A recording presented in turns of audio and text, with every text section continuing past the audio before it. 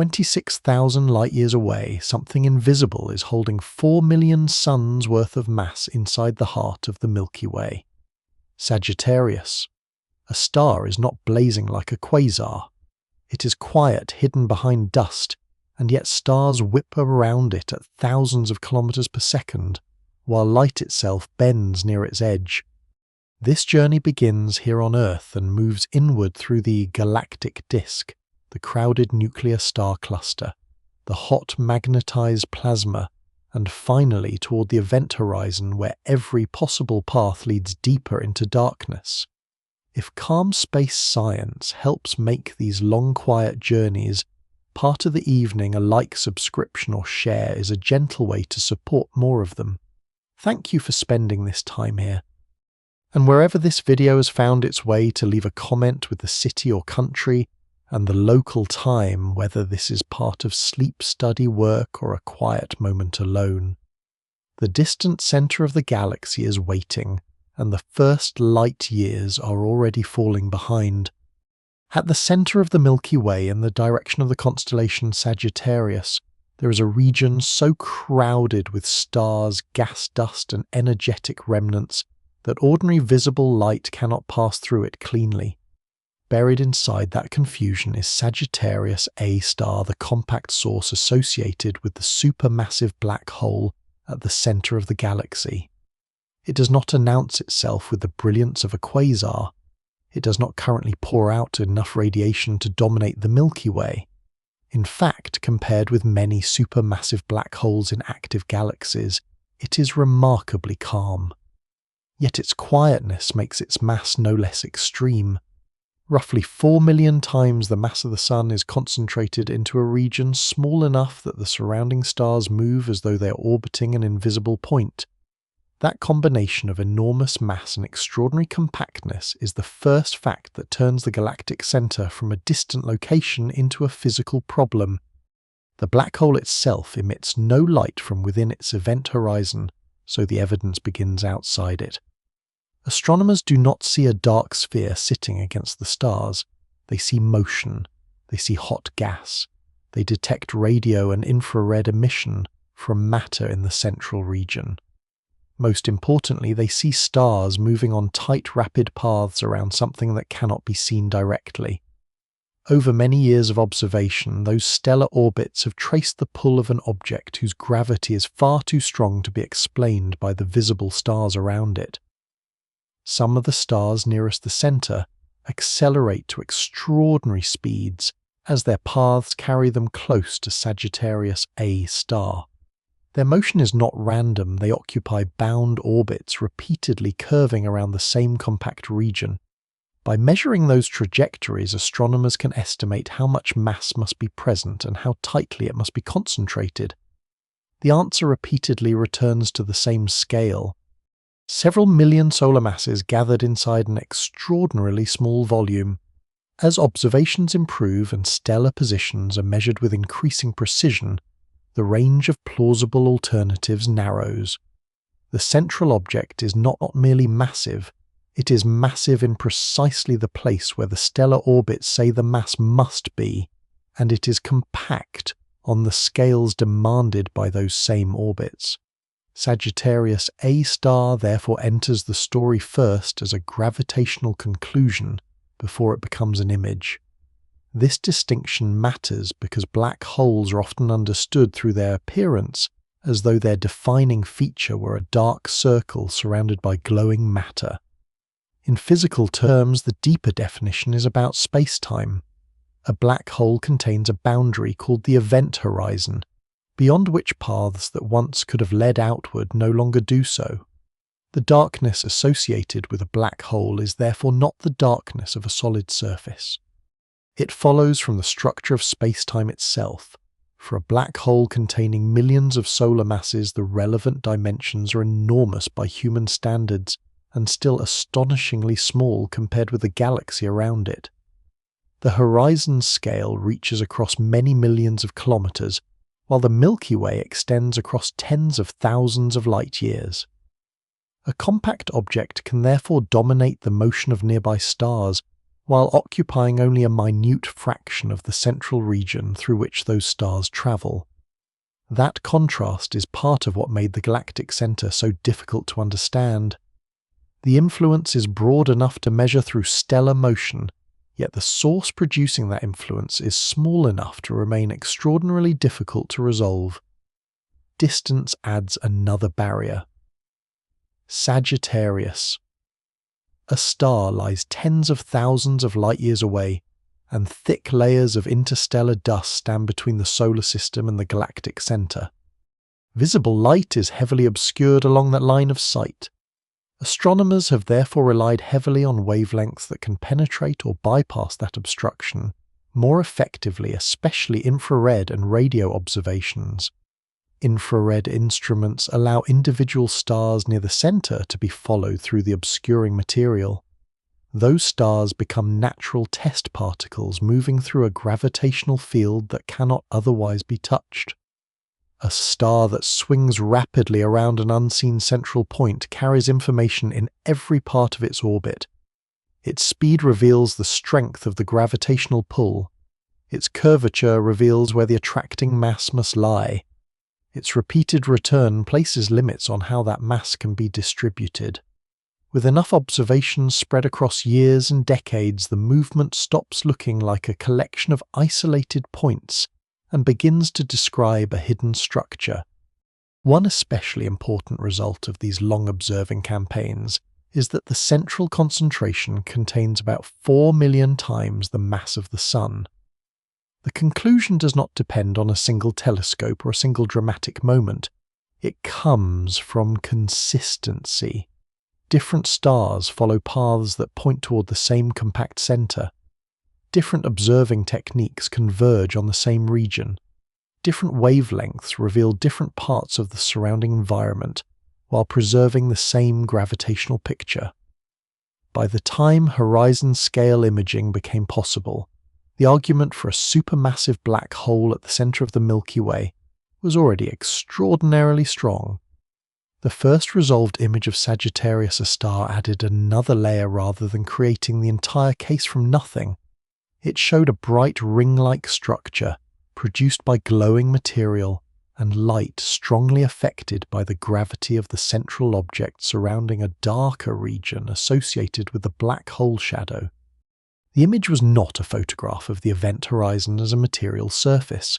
It was a reconstruction of radiation emerging from an environment where gravity bends the paths of light and where the emitting plasma changes rapidly. The importance of the image lies partly in how well it fits the mass already inferred from stellar motion. A completely different form of observation arrived at the same physical scale. The hidden mass and the distorted light was telling compatible stories. Yet Sagittarius A remains unusual in another way. It is not presently feeding with the efficiency seen in the brilliant active nuclei of some other galaxies. Supermassive black holes can become intensely luminous when large amounts of surrounding matter fall inward, heat up and release enormous quantities of radiation before disappearing beyond the horizon. Sagittarius A is comparatively faint. Material exists around it, but only a limited fraction appears to reach the deepest part of the accretion flow efficiently. This means the Milky Way does not currently contain a quasar blazing from its center. The black hole is massive without being highly luminous, dominant locally without advertising that dominance across the galaxy. That separation between mass and brightness is essential for the journey ahead. Sagittarius A does not need to be violently feeding in order to create extreme conditions. Gravity alone gives it control over the innermost stellar orbits. Hot plasma still moves through the surrounding region. Magnetic fields still interact with that plasma. Light traveling sufficiently close to the black hole still follows paths reshaped by curved space-time. The absence of quasar-like brilliance does not make the environment ordinary. It only changes the form of the danger. Near the center, the black hole becomes the decisive local mass. But it is not the object holding the entire Milky Way together. Most of the galaxy extends far beyond the region where Sagittarius A star dominates directly, with stars, gas and dark matter distributed across an immense galactic structure.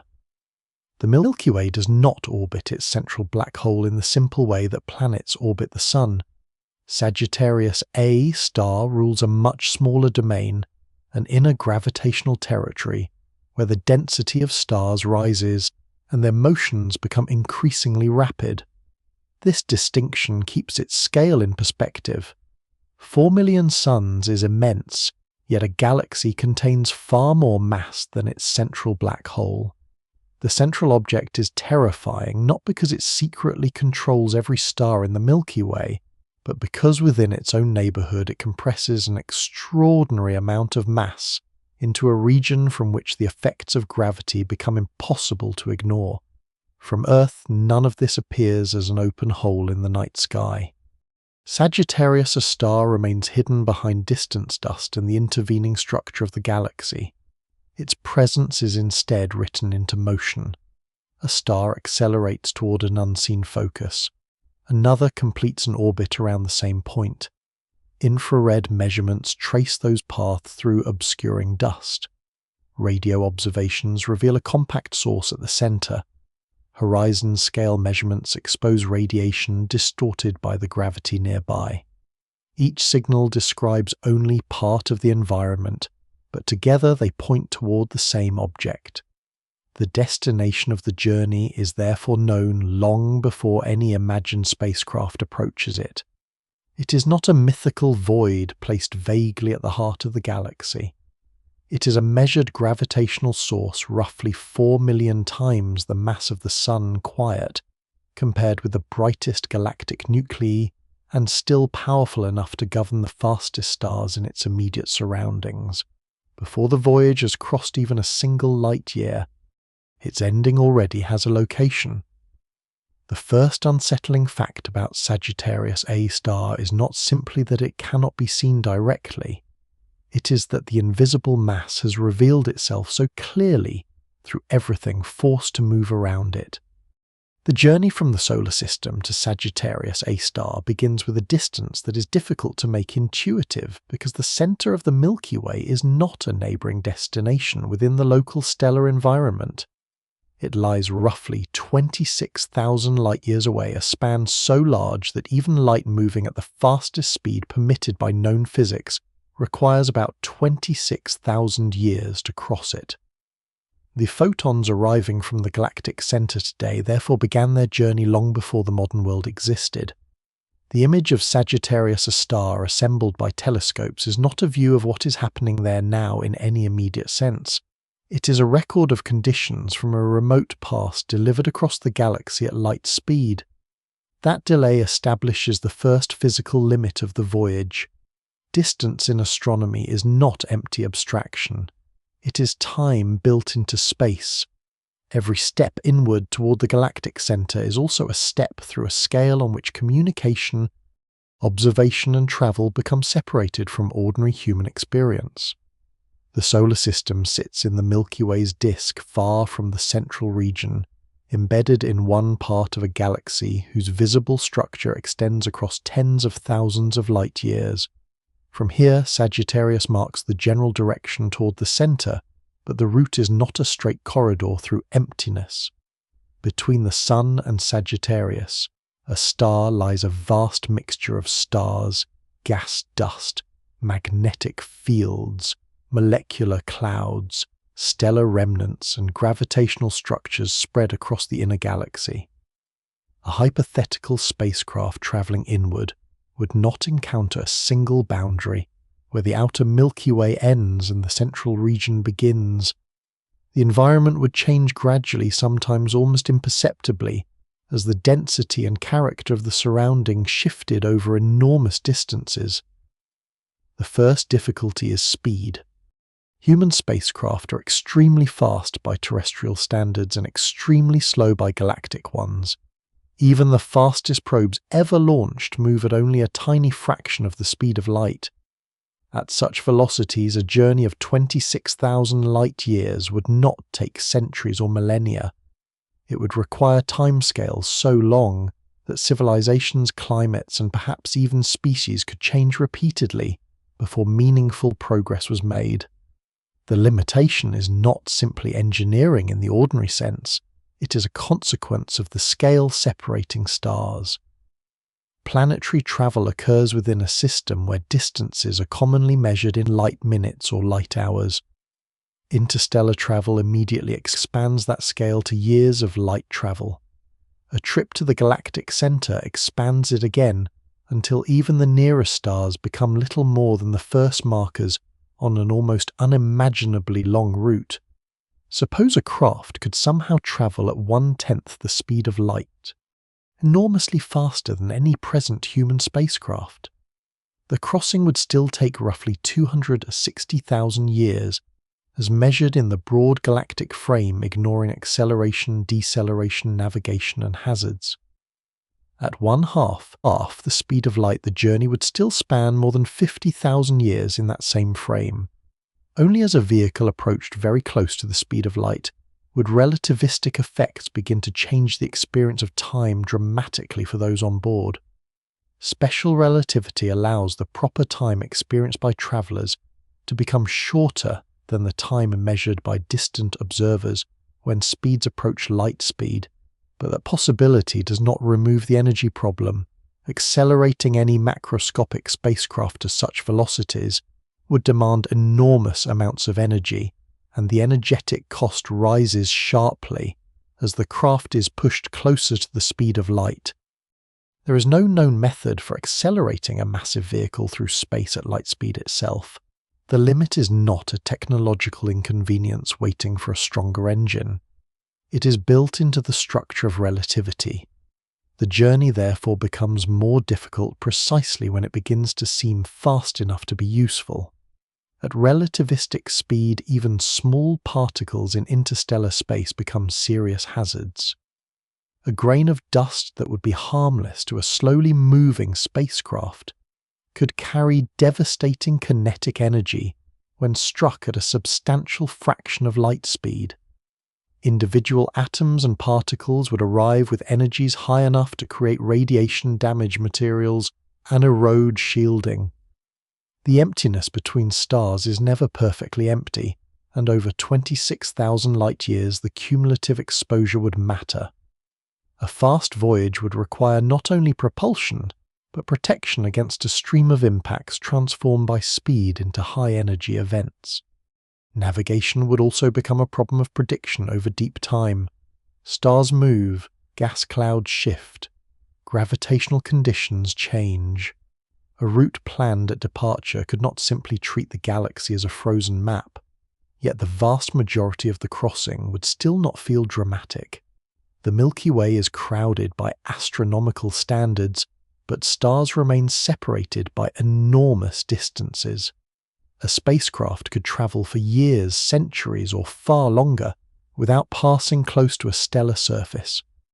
The increasing density toward the center would become important only gradually. The danger of the journey is therefore not a continuous sequence of near collisions. It is the combination of scale-duration radiation particles and the growing complexity of the inner galaxy. The distance itself becomes the dominant environment. There is another subtle difficulty. A direct line towards Sagittarius. A star does not mean the spacecraft is falling freely toward the black hole from the moment it leaves the solar system. The black hole does not dominate the gravity of the entire galaxy. The Milky Way's stars, gas, and dark matter collectively determine the larger gravitational field through which the craft would move. Sagittarius A star becomes the decisive local influence only much closer to the center. For most of the crossing, the spacecraft would be traveling through the gravitational architecture of the galaxy, rather than descending into the black hole's immediate well. This makes the voyage less like dropping toward a drain, and more like crossing an immense rotating stellar system to reach one compact object buried in its nucleus. The Sun itself orbits the Galactic Center over a period of hundreds of millions of years. The solar system is already moving around the destination in a broad galactic sense. but orbital motion is not progress toward it. Remaining in the galaxy's disk does not naturally carry a spacecraft inward. Reaching the center would require changing that motion, navigating through the Milky Way's rotating structure, and continually managing the trajectory over distances for which no human mission architecture has ever been designed. Communication would become almost meaningless on ordinary operational timescales. A message sent from a craft halfway to the Galactic Center could take many thousands of years to reach Earth. Instructions, corrections, and reports could not function as a conversation. By the time information arrived, the situation that produced it would belong to a remote past. Autonomous control would not simply be convenient, it would be unavoidable. The craft would have to survive, navigate, diagnose failures, and make decisions across stretches of time far beyond any human institution. Even if machinery could endure, the social meaning of the mission would become strange. The civilization that launched it might be unrecognizable by the time the craft entered the central region, unless the vehicle moved at speeds far beyond anything presently achievable. This is where the scale of the galaxy creates a quieter form of terror than the black hole itself. Sagittarius. A star is extreme, but the first barrier is not the event horizon. It is the space between here and there. 26,000 light-years are not simply a long road. They represent a separation so severe that known propulsion becomes inadequate. Communication becomes ancient history before it arrives, and ordinary assumptions about mission duration collapse. The center of the Milky Way can be observed because light makes the crossing for us, carrying infrared and radio information outward through the galaxy. Matter cannot follow that path with the same ease. A spacecraft has mass, requires energy, collides with particles, ages, and remains subject to the speed limit imposed by relativity. The journey therefore begins with an inversion. The destination is visible in data, measurable in gravity, and mapped with extraordinary precision, yet physically reaching it is far harder than knowing where it is. The black hole waits at the center, but before its gravity can become the dominant threat, the galaxy itself demands a crossing, measured not in planetary distances, but in tens of thousands of years of light travel. The first part of the inward journey still unfolds inside a region shaped by the sun. The planets circle within a system that feels enormous on human scales, but becomes almost negligible once the destination is the center of the Milky Way.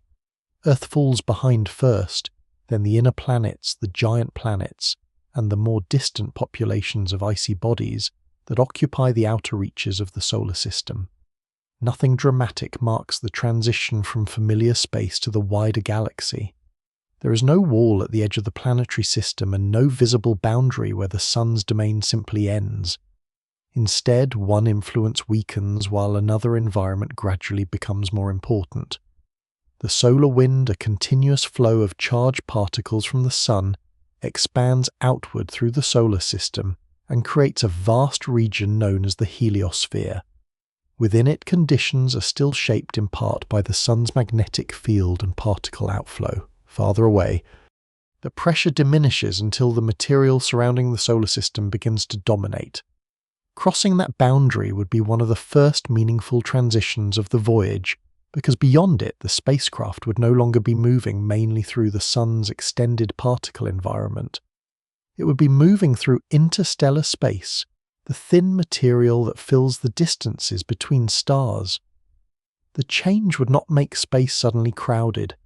Interstellar space remains extraordinarily sparse by terrestrial standards, with atoms and charged particles separated by distances that would make any ordinary atmosphere seem unimaginably dense. Yet over a journey extending across thousands upon thousands of light-years, even such thin material matters. Gaseous magnetic fields and radiation become part of the environment through which the craft must travel. At low speeds they are background conditions. At extreme speeds they become hazards. The faster the spacecraft moves, The more energetic collisions with even tiny particles become turning the emptiness of the galaxy into something that can no longer be treated as harmless. The stars ahead also begin to change in meaning.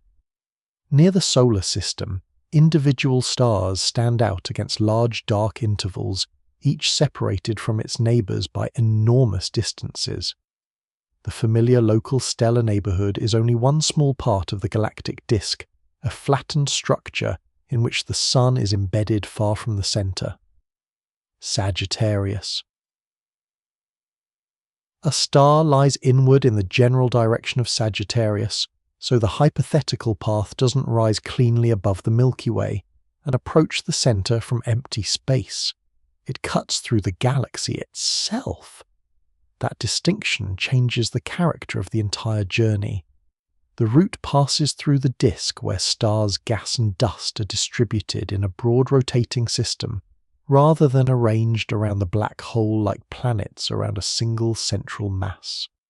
For most of the voyage, the spacecraft is not yet falling through an environment dominated by Sagittarius A star. The black hole remains too distant to control the local motion directly. Instead, the craft moves through the larger gravitational structure of the Milky Way, where the combined mass of stars, gas, and unseen matter shapes the broad orbital patterns of the galaxy. The centre is the destination, but it is not yet the local ruler. This makes the inward journey physically different from approaching a planet or a star. There is no steadily enlarging black disk visible ahead from the beginning. Sagittarius. A star remains buried far beyond the range at which it could be seen directly as a distinct object. What changes first is the galaxy around the spacecraft. The stellar background slowly becomes richer. The direction of the centre grows more heavily populated. The distribution of gas and dust becomes more complicated. Long before the black hole itself controls the local environment, the inner Milky Way begins to announce that the craft is moving toward a region unlike the one it left behind. The change would be gradual enough that no single moment would feel decisive. After 1 light year, the solar system would still be a nearby memory on the scale of the whole voyage. After tens of light years, the Sun would be only one star among many. After hundreds and then thousands of light years, the local arrangement of constellations would have lost its old meaning entirely. Constellations exist only because stars appear projected into familiar patterns from Earth. As the point of view shifts deeply through the galaxy, those patterns dissolve. Stars that seemed close together in the sky separate into their true three-dimensional positions, while other stars that were barely related from Earth come into new alignments. The sky becomes a moving map of changing perspective rather than a fixed dome.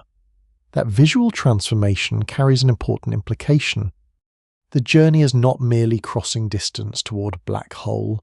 It is leaving behind the particular geometry from which the human night sky has always been understood.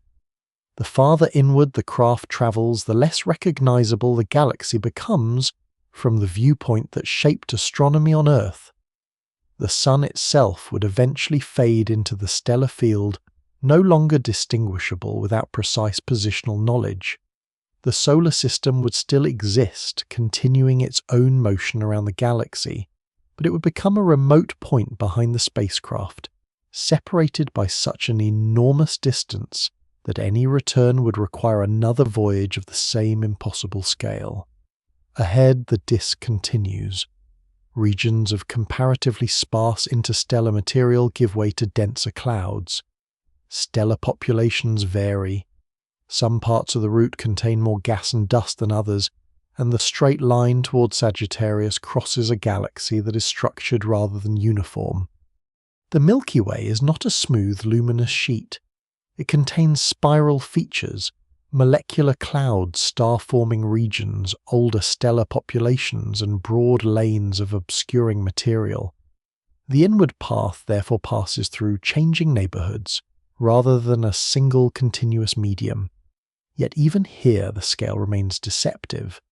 A spacecraft might pass through a region considered dense in astronomical terms, and still encounter conditions far thinner than any laboratory vacuum familiar on Earth. Galactic density is often about distribution over vast distances, not crowding in the ordinary sense. The danger lies in accumulation and speed.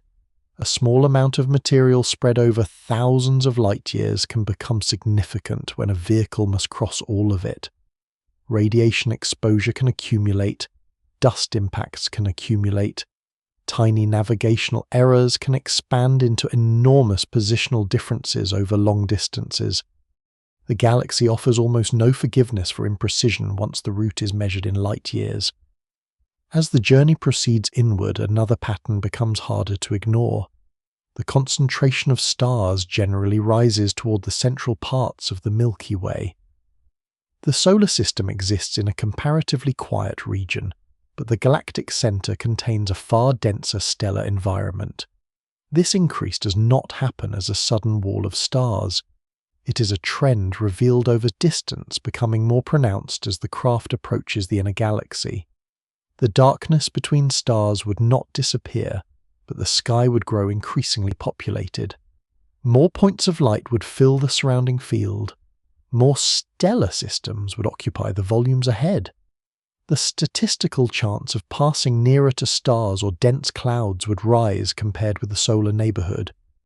The galaxy would begin to feel less like isolated islands of light separated by emptiness, and more like a deepening stellar system with a clear central concentration. Still, Sagittarius A star itself would remain hidden. The route points toward its location, but dust along the galactic plane blocks visible light from the central region so effectively that the destination cannot simply be watched growing larger through an ordinary optical window. This creates a strange imbalance in the voyage. The spacecraft moves physically closer to the black hole, while the center remains visually obscured. The traveler would know the destination through coordinates, radio emission, infrared information, and gravitationally mapped structure, rather than through a clean direct view. The galaxy ahead becomes richer, even as the object at its heart remains concealed. The farther the craft advances, the more the surroundings provide indirect evidence that the center is near. Stellar density rises. Interstellar structure becomes more complex. The direction of Sagittarius carries more dust and emission. The voyage is entering the inner Milky Way, but the central black hole is still not the dominant visible feature. That is the next threshold. Before gravity becomes extreme, before stars begin racing around an unseen mass, and before curved space-time reshapes light near the horizon, the journey must first cross the obscuring material that has hidden the galactic center from human eyes for almost the entire history of astronomy. The path inward therefore reaches a point where the greatest obstacle is no longer distance alone. It is the fact that the center of the galaxy is there, growing closer and still refusing to appear in visible light. The obstacle ahead is not a single cloud, but a long accumulation of interstellar material spread across the line of sight toward Sagittarius. Tiny grains of silicate and carbon-rich material drift among the stars mixed with gas, in concentrations that are almost negligible by terrestrial standards, and still powerful enough over thousands of light years to transform the appearance of the galactic center. Visible light leaving the inner Milky Way encounters this dust again and again. Shorter wavelengths are scattered and absorbed more efficiently than longer ones, so much of the optical radiation that begins near the center never reaches the solar system in a form that ordinary eyes could use. The result is one of the great observational paradoxes of the galaxy.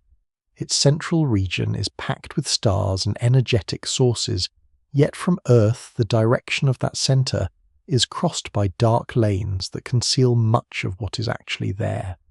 The darkness is not evidence of emptiness. It is evidence of intervening matter.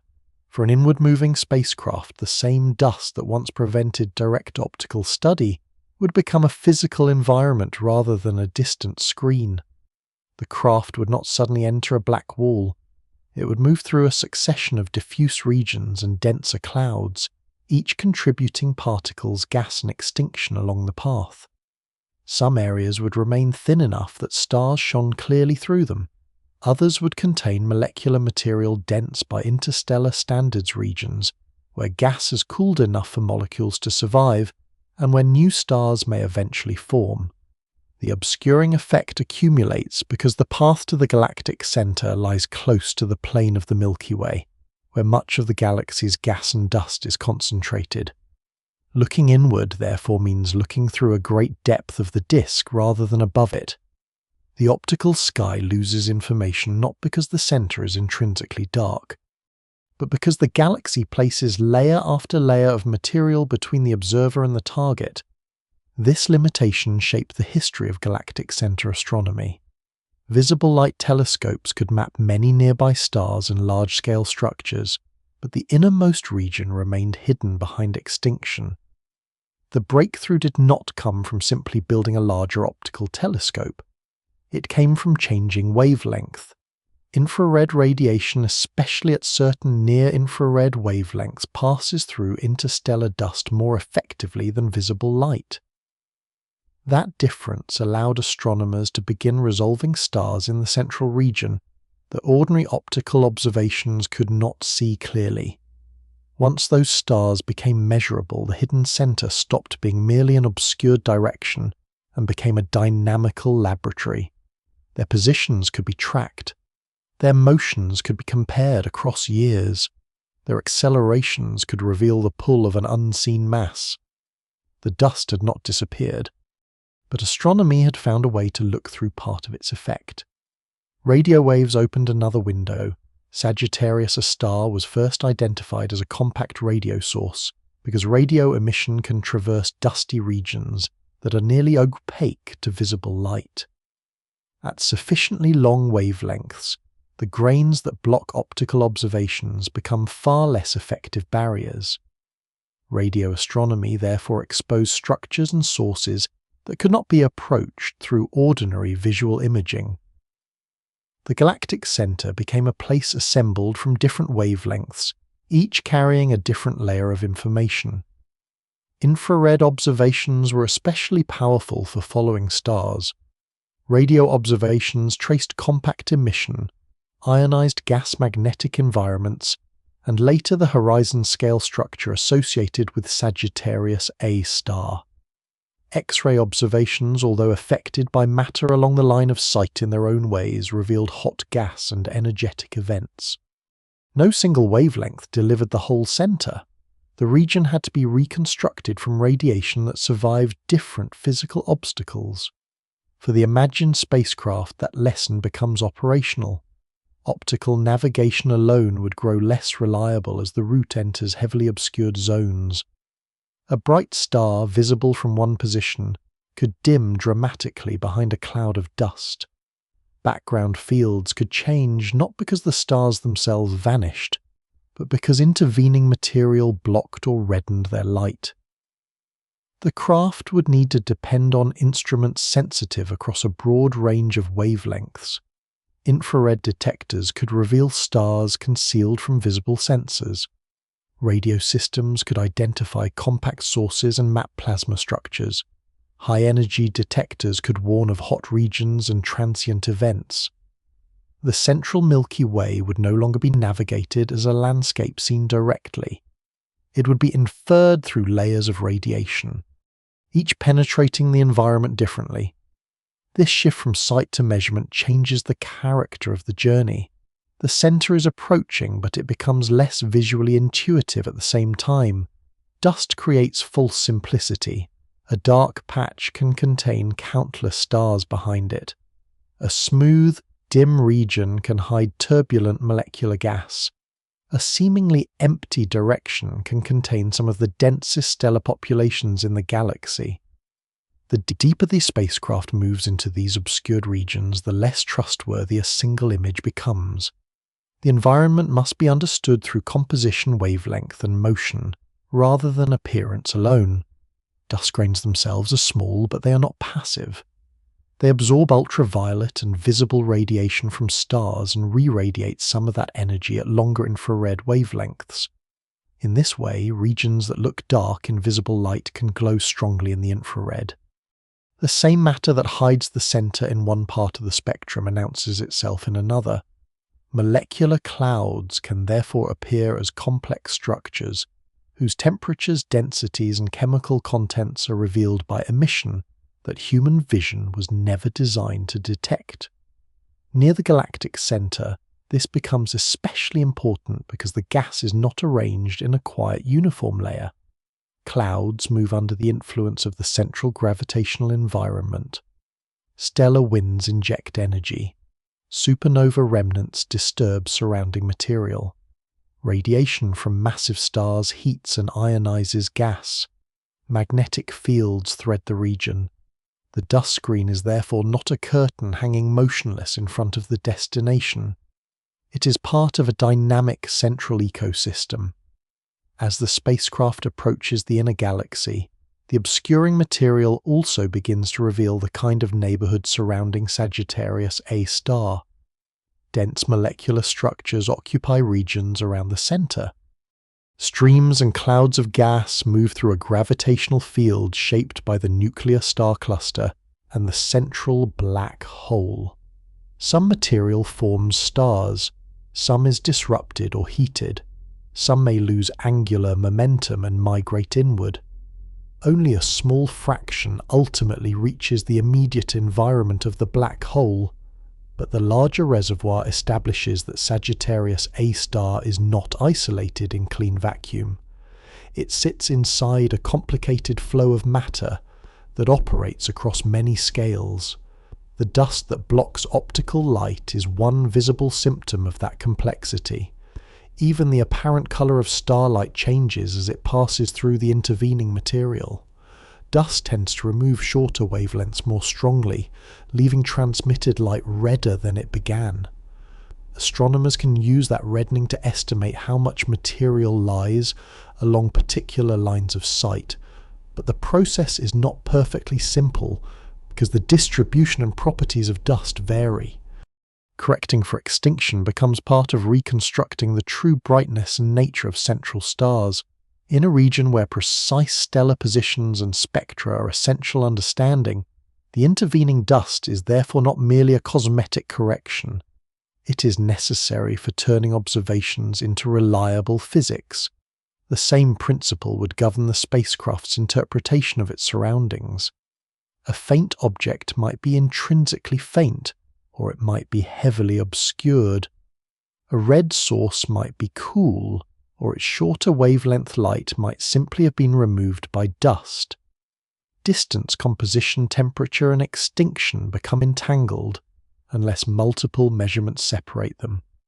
The Galactic Center demands this kind of caution because it is both physically complex and observationally filtered. Yet the dust cannot hide everything. As the craft continues inward, infrared and radio instruments would reveal a sky becoming increasingly crowded with sources. Stellar density would rise, compact radio features would mark energetic structures, thermal emission would trace warm dust, molecular lines would identify gas clouds moving at different velocities. What visible light presents as a dark barrier would become, through other wavelengths, a layered map of matter and motion. The center would begin to emerge not as a single point, but as a nested environment, with large clouds surrounding dense stellar populations, and those populations enclosing an even more compact gravitational core.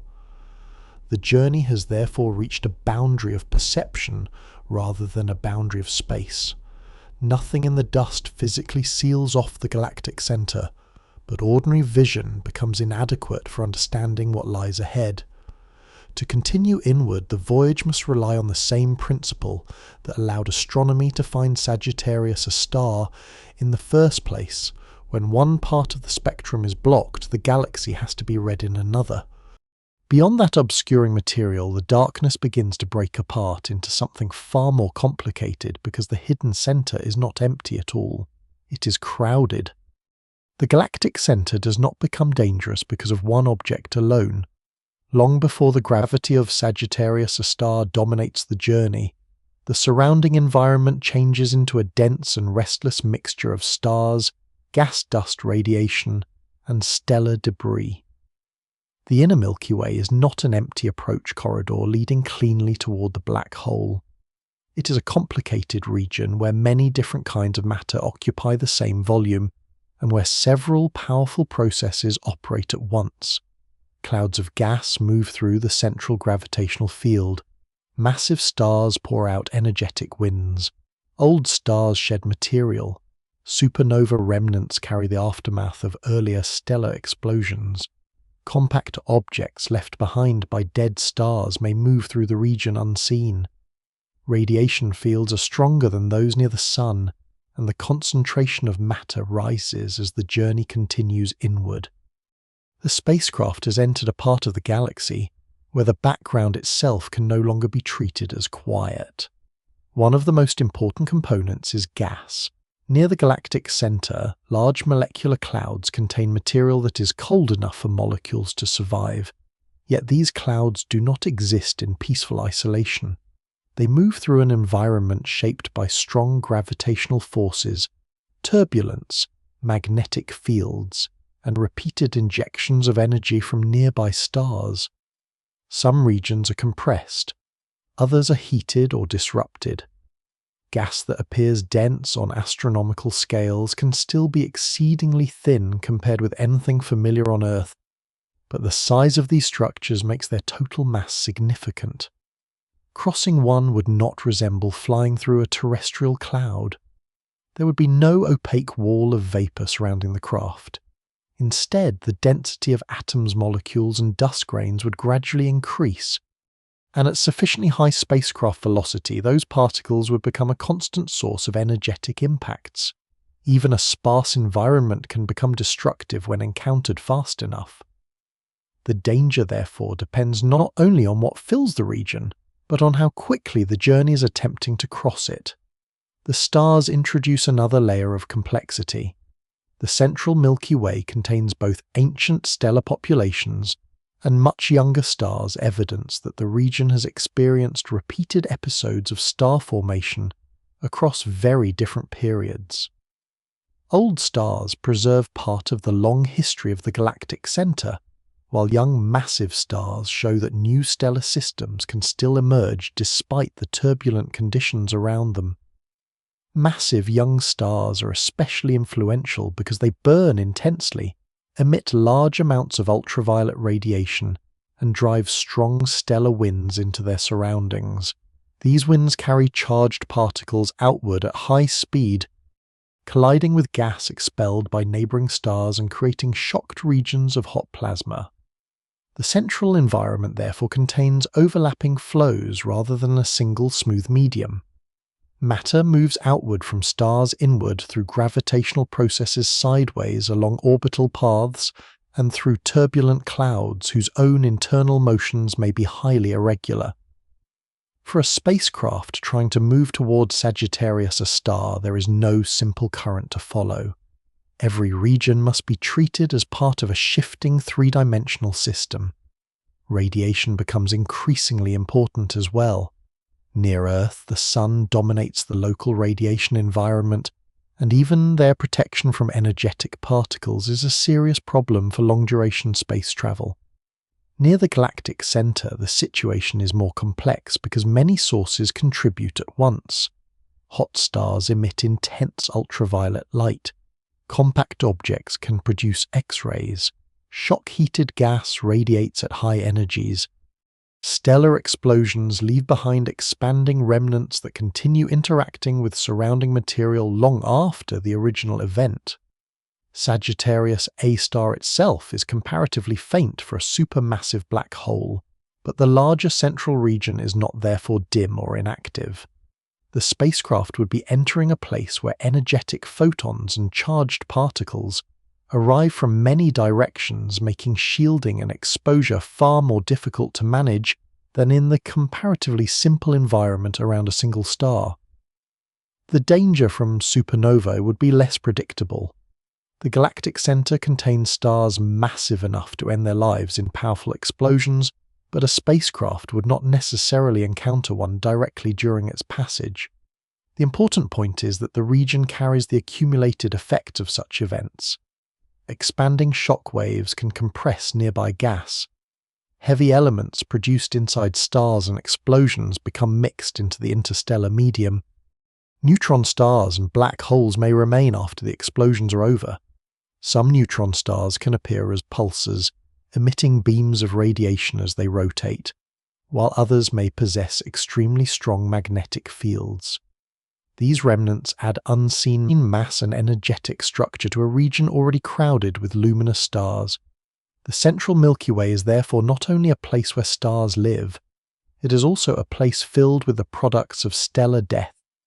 The mixture of young stars, old stars, remnants, clouds, and hot plasma gives the Galactic Center a layered history.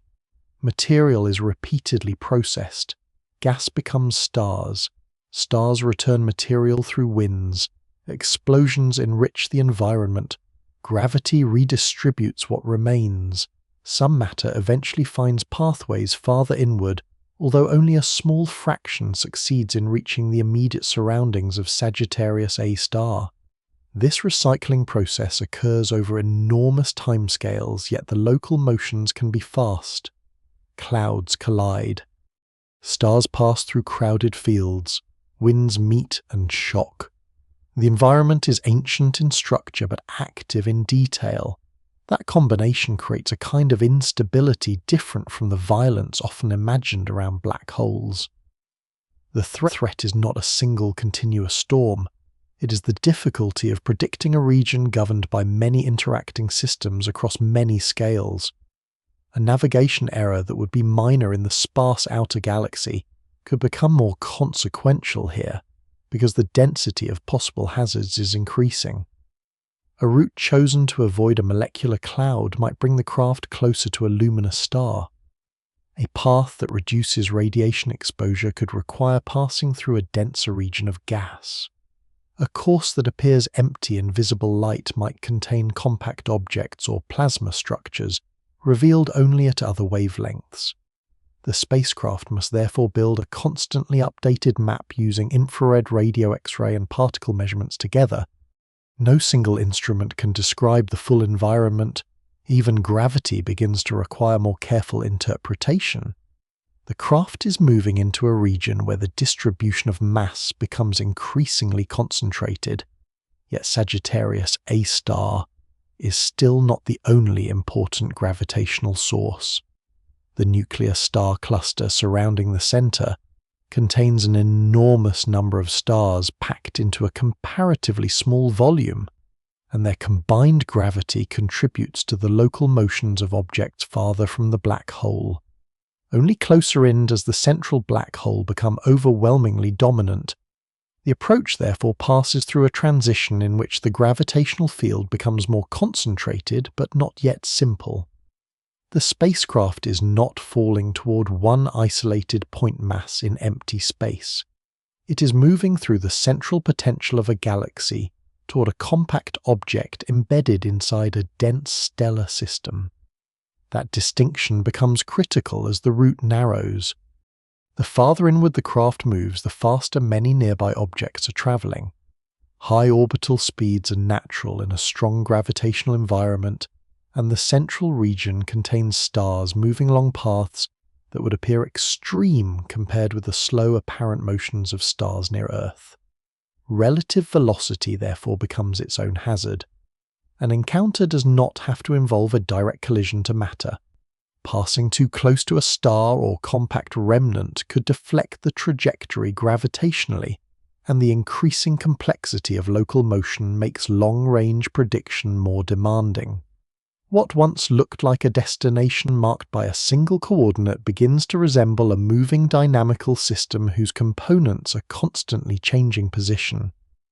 Yet none of this produces a clear visual moment when the spacecraft can declare that it has entered the Galactic Center. The transition is gradual.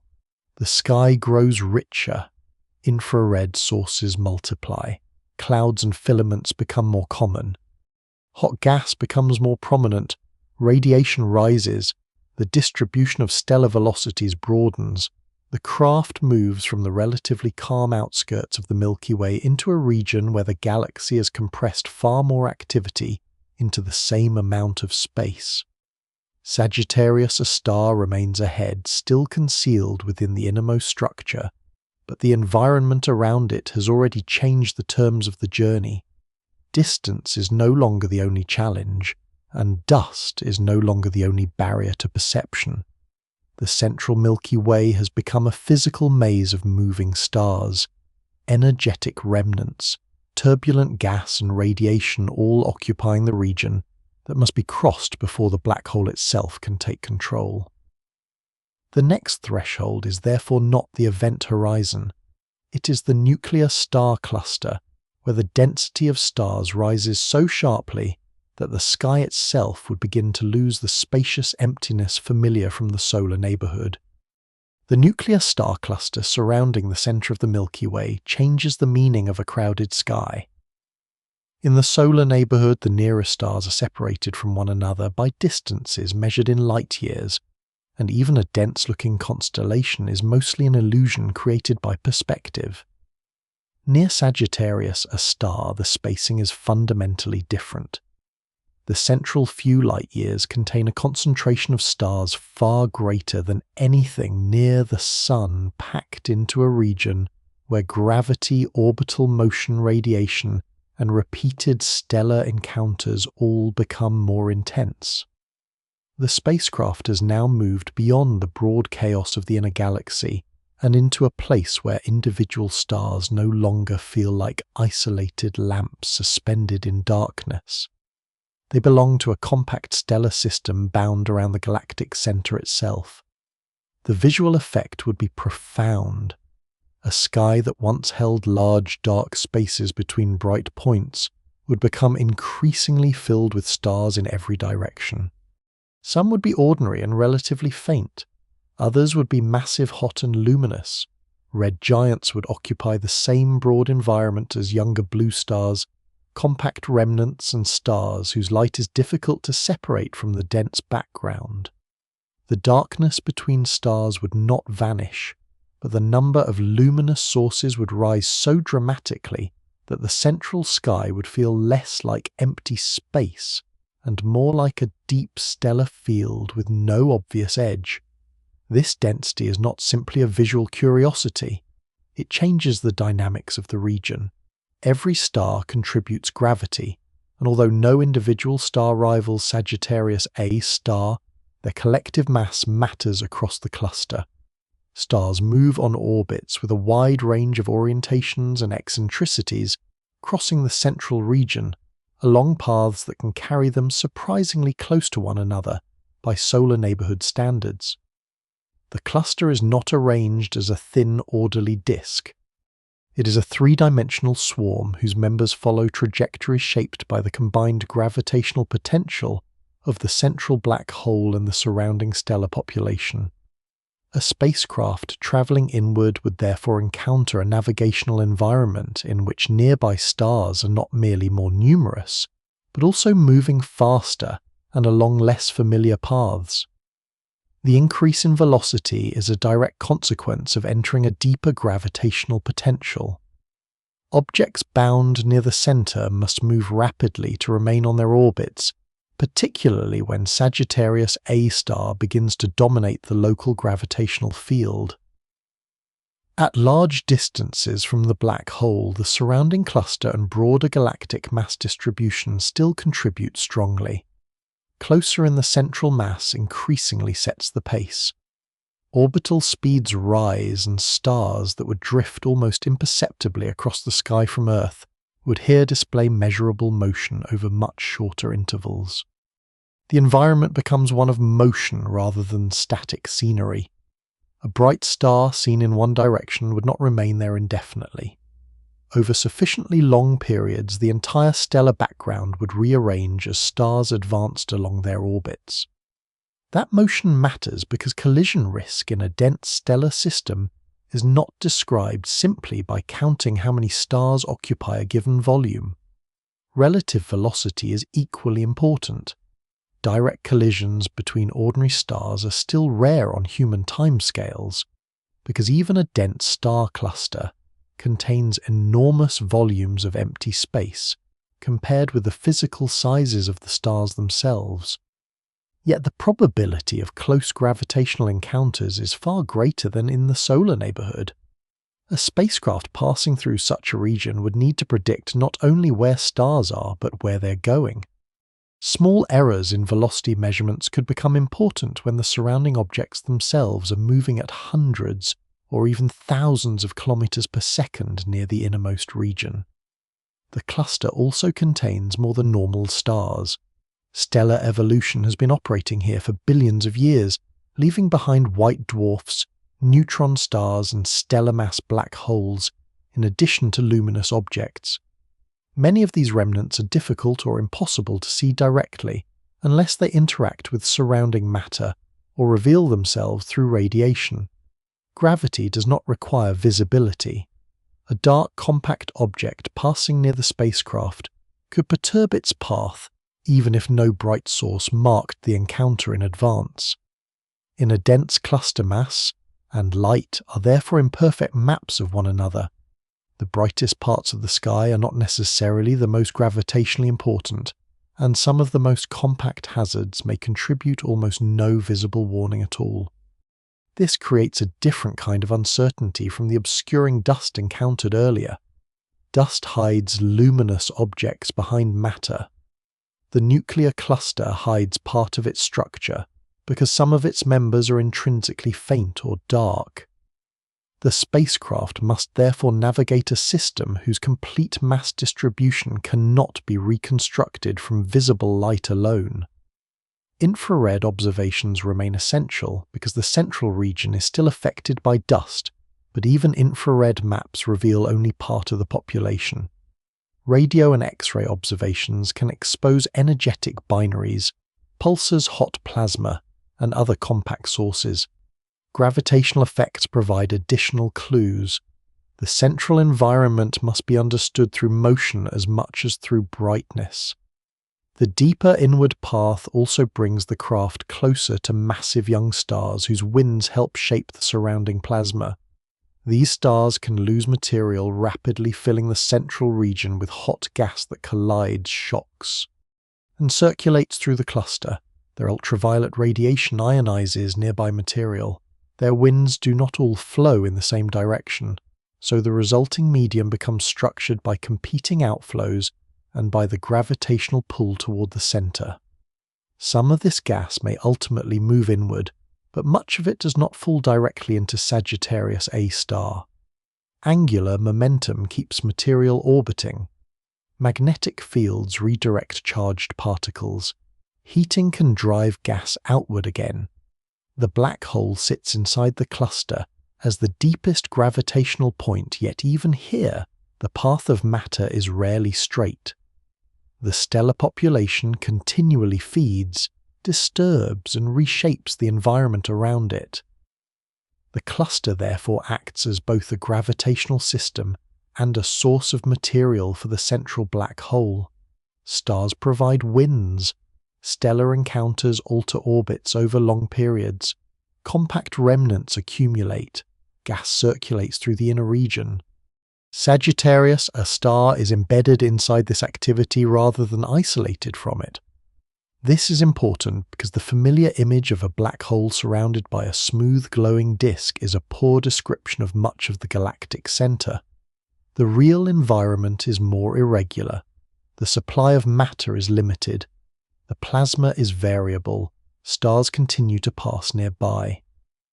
The black hole's immediate surroundings are continuously influenced by a dense population of objects whose own histories are independent of the black hole, until gravity brings them into the same small region. The spacecraft would now be close enough that the distinction between the nuclear cluster and the black hole begins to narrow. Farther out, the cluster behaves as a crowded central stellar system.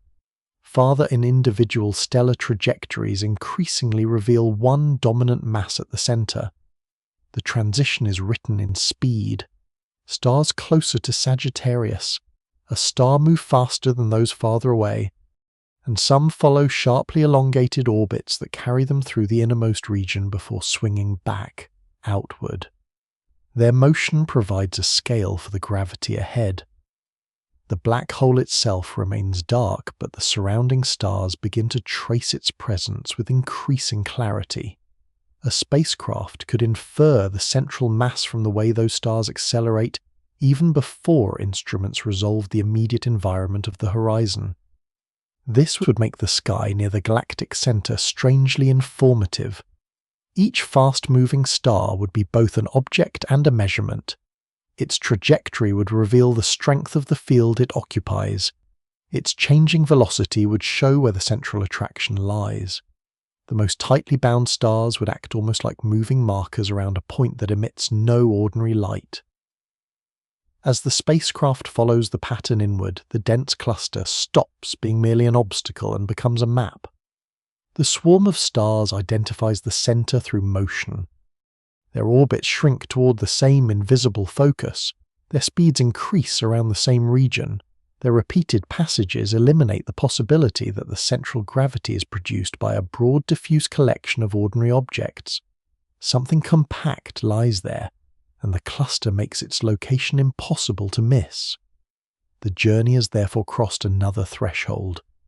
Earlier, Sagittarius A star was a distant coordinate hidden by 26,000 light-years of galactic structure. Then it became a destination behind dust. Now within the nuclear star cluster, its gravitational presence begins to emerge directly in the behavior of nearby stars. The sky is fuller than before, the motions are faster, and the environment is less forgiving, but all of that complexity points toward a simpler conclusion at the center. The stars are moving around something that cannot be seen.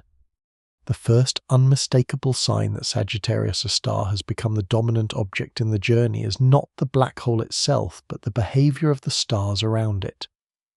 Near the center of the Milky Way, a small population known as the S stars moves on compact orbits around a point that contributes almost no visible light of its own.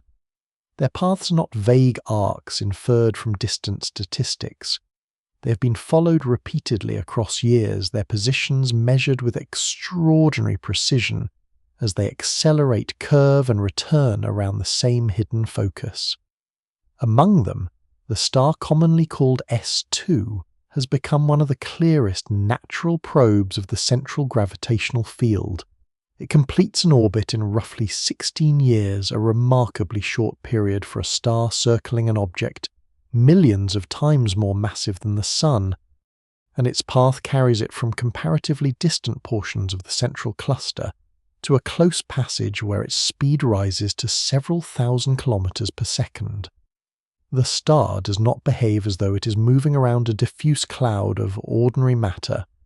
Its orbit points toward a concentration of mass so compact that alternative explanations become increasingly difficult to sustain. The importance of these stars lies in their simplicity as gravitational test particles.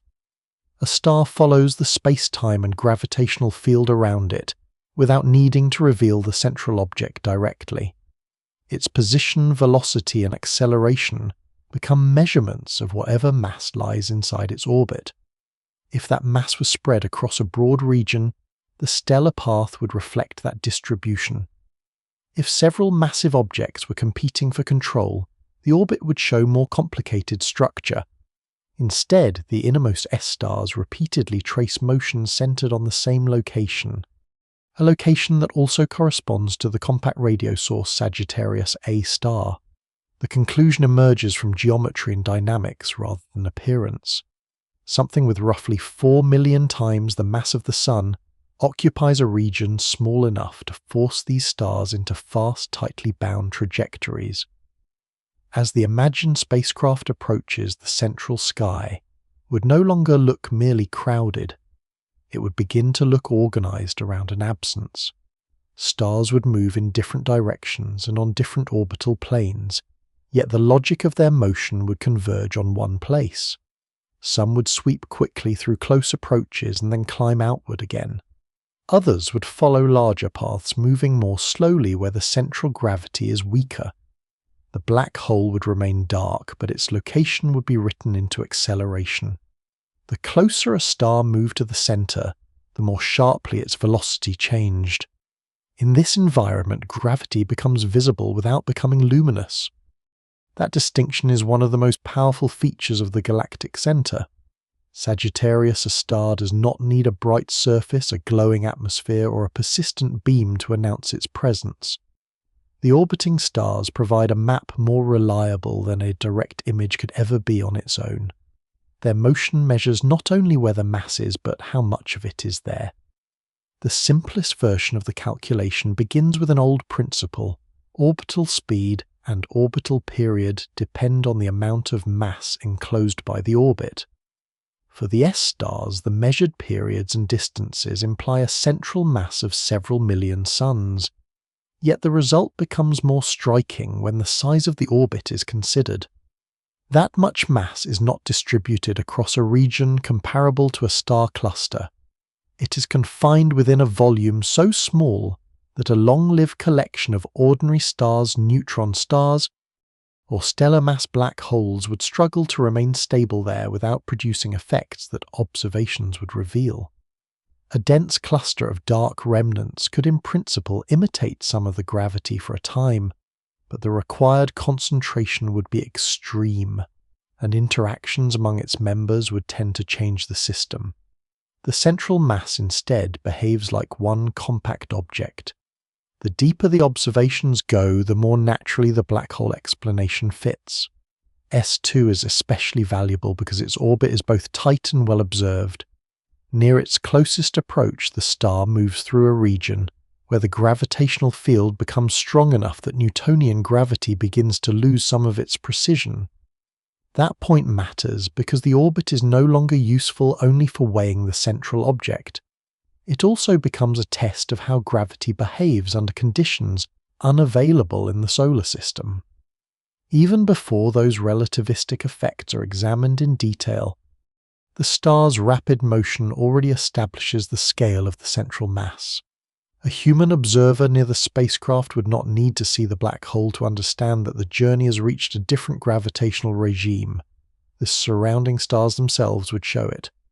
Their velocities would be too large, their curvature too pronounced, and their orbital focus too concentrated to resemble the quiet, stellar motions familiar near the Sun. The central region would feel dynamically compressed. Distances that are enormous by planetary standards would become small compared with the scale on which millions of solar masses control nearby motion. The spacecraft would have to treat the S-stars not merely as astronomical landmarks, but as fast-moving hazards. Their paths are predictable in principle, yet predictability does not make the environment gentle. A star moving at several thousand kilometers per second covers enormous distances in short intervals by astronomical standards. A route that appears clear at one stage of the approach could later be crossed by an object whose orbital trajectory carries it through the same region. Direct collision would remain unlikely, because space is still mostly empty, but gravitational perturbations would matter more than before. The craft is now entering a zone where nearby massive objects move rapidly around a common center, and where small errors in trajectory could be amplified by the strong gravitational field ahead. The S-stars also reveal something subtler about the black hole. They show that Sagittarius A star is not roaming freely through the nuclear cluster. The central mass occupies a highly constrained location around which these stellar orbits are organized. Radio measurements of Sagittarius A star itself show very little proper motion once the motion of the solar system around the galaxy is accounted for, consistent with an object so massive that surrounding stars move around it rather than forcing it into large reflex motions. The picture is therefore coherent from both sides. The stars accelerate dramatically. The central radio source barely shifts. One set of measurements reveals light objects moving quickly. The other points to a massive object remaining nearly fixed at the gravitational center. Together they produce a structure that resembles a scaled-up version of orbital motion, but with one crucial difference: the central body is not a luminous star. It is a compact gravitational source whose mass is known more clearly than its interior can ever be seen. By this stage of the journey, the evidence has become almost architectural. The nuclear cluster forms the broader structure. The S stars form the inner moving framework. Sagittarius A star occupies the hidden focus. Each layer narrows the possible interpretation. The cluster says the craft is near the Galactic Center. The S stars say the central mass is concentrated. Their speeds say the mass is enormous. Their repeated orbits say the configuration persists. The compact radio source marks the same location. Horizon-scale observations will later show light distorted close to the black hole itself, but even without that final layer, the stellar dynamics already create an extraordinary case. The destination is no longer simply inferred from a distant radio signal. It is being outlined by entire stars forced into rapid motion around it. The most unsettling part is the calmness of the evidence. Nothing has to explode. Nothing has to flare. A star simply follows its orbit year after year, and in doing so reveals that millions of solar masses are waiting at the center. The journey has now reached the point where the black hole's gravity is not merely a conclusion drawn from far away. It is the local rule governing the motion ahead, and the next step inward will show that even these stellar paths cannot be described completely by Newton alone.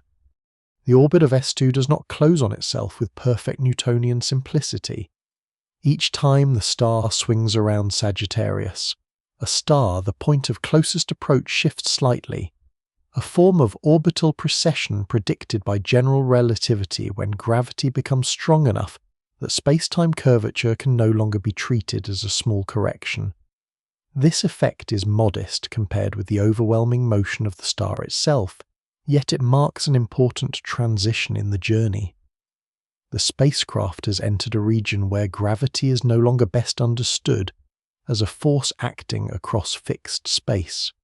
Space and time are themselves part of the structure being changed. Sagittarius, a star, does not merely pull objects inward. Its mass curves the geometry through which stars' photons gas, and the spacecraft must move.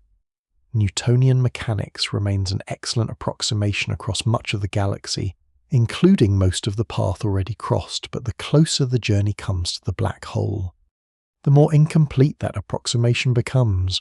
The first clear warning comes from the stars. Their orbits can be predicted with remarkable accuracy using general relativity, and the deviations from simpler Newtonian expectations become measurable near their closest approaches. In the case of S2, one of the most closely tracked stars around the Galactic Center, the orbit exhibits the relativistic form of precession, known from a much weaker version of the same effect in the solar system. The difference is scale. Around the Sun, relativistic corrections are subtle.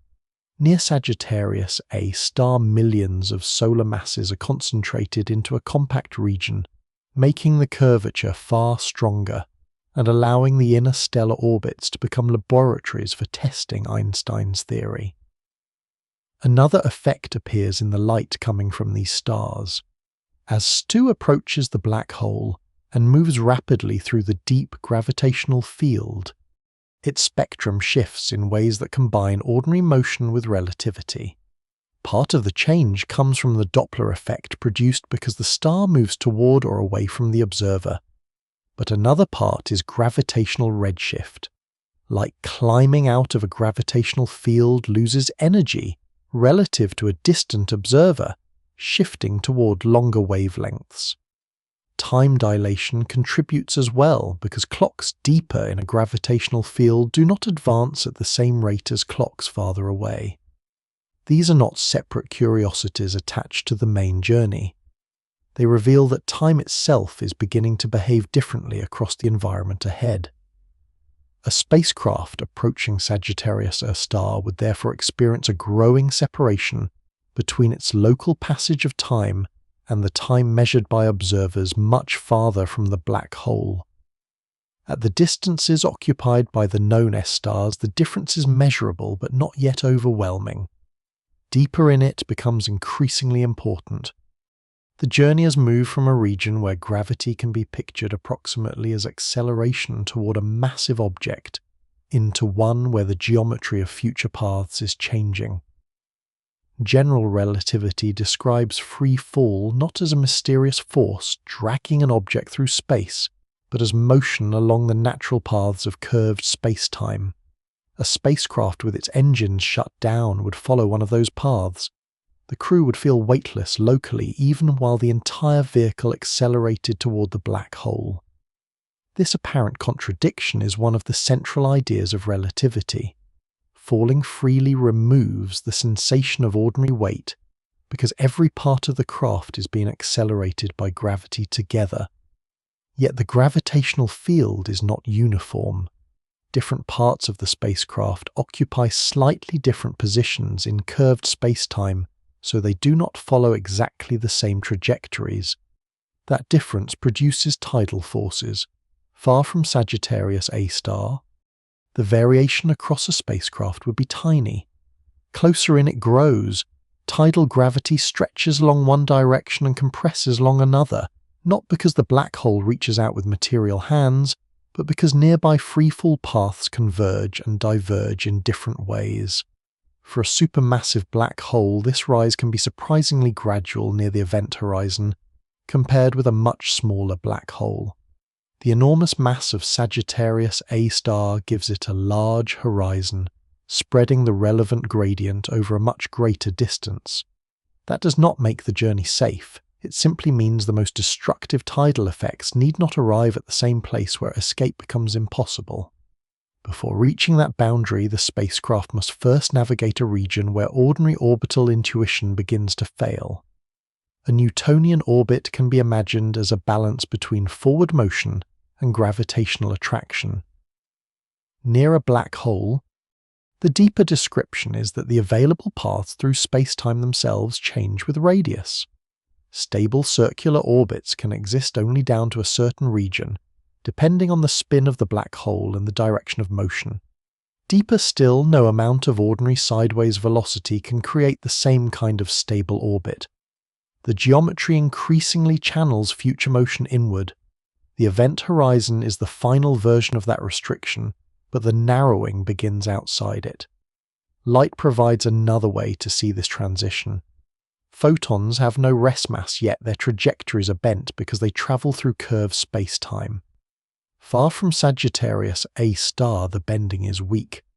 Closer in, the deflection becomes extreme.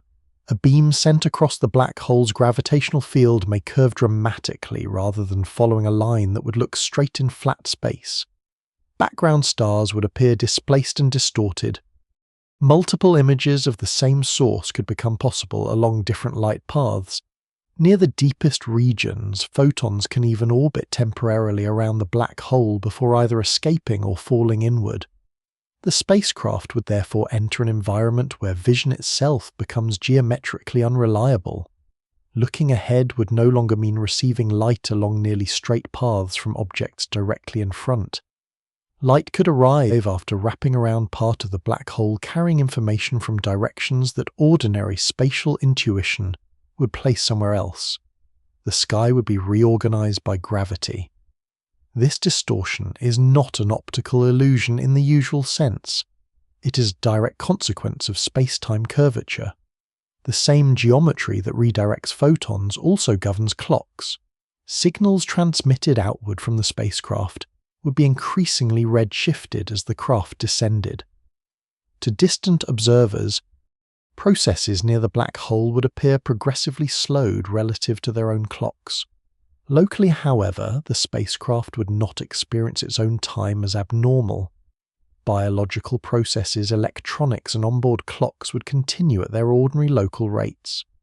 Relativity does not make time feel slow to the object experiencing it.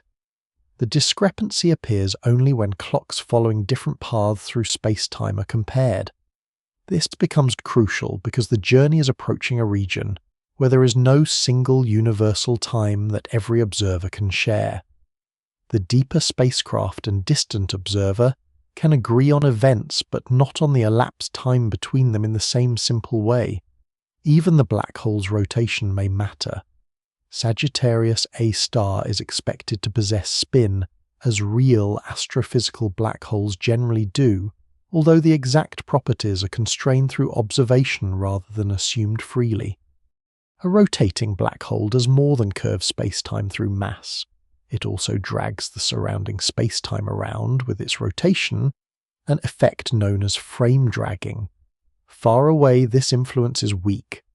Near the black hole, it can alter possible orbital paths and affect the motion of plasma. The immediate environment is therefore shaped not only by how much mass Sagittarius A star contains, but by how that mass rotates. The spacecraft is entering a gravitational field with structure, not a featureless inward pull.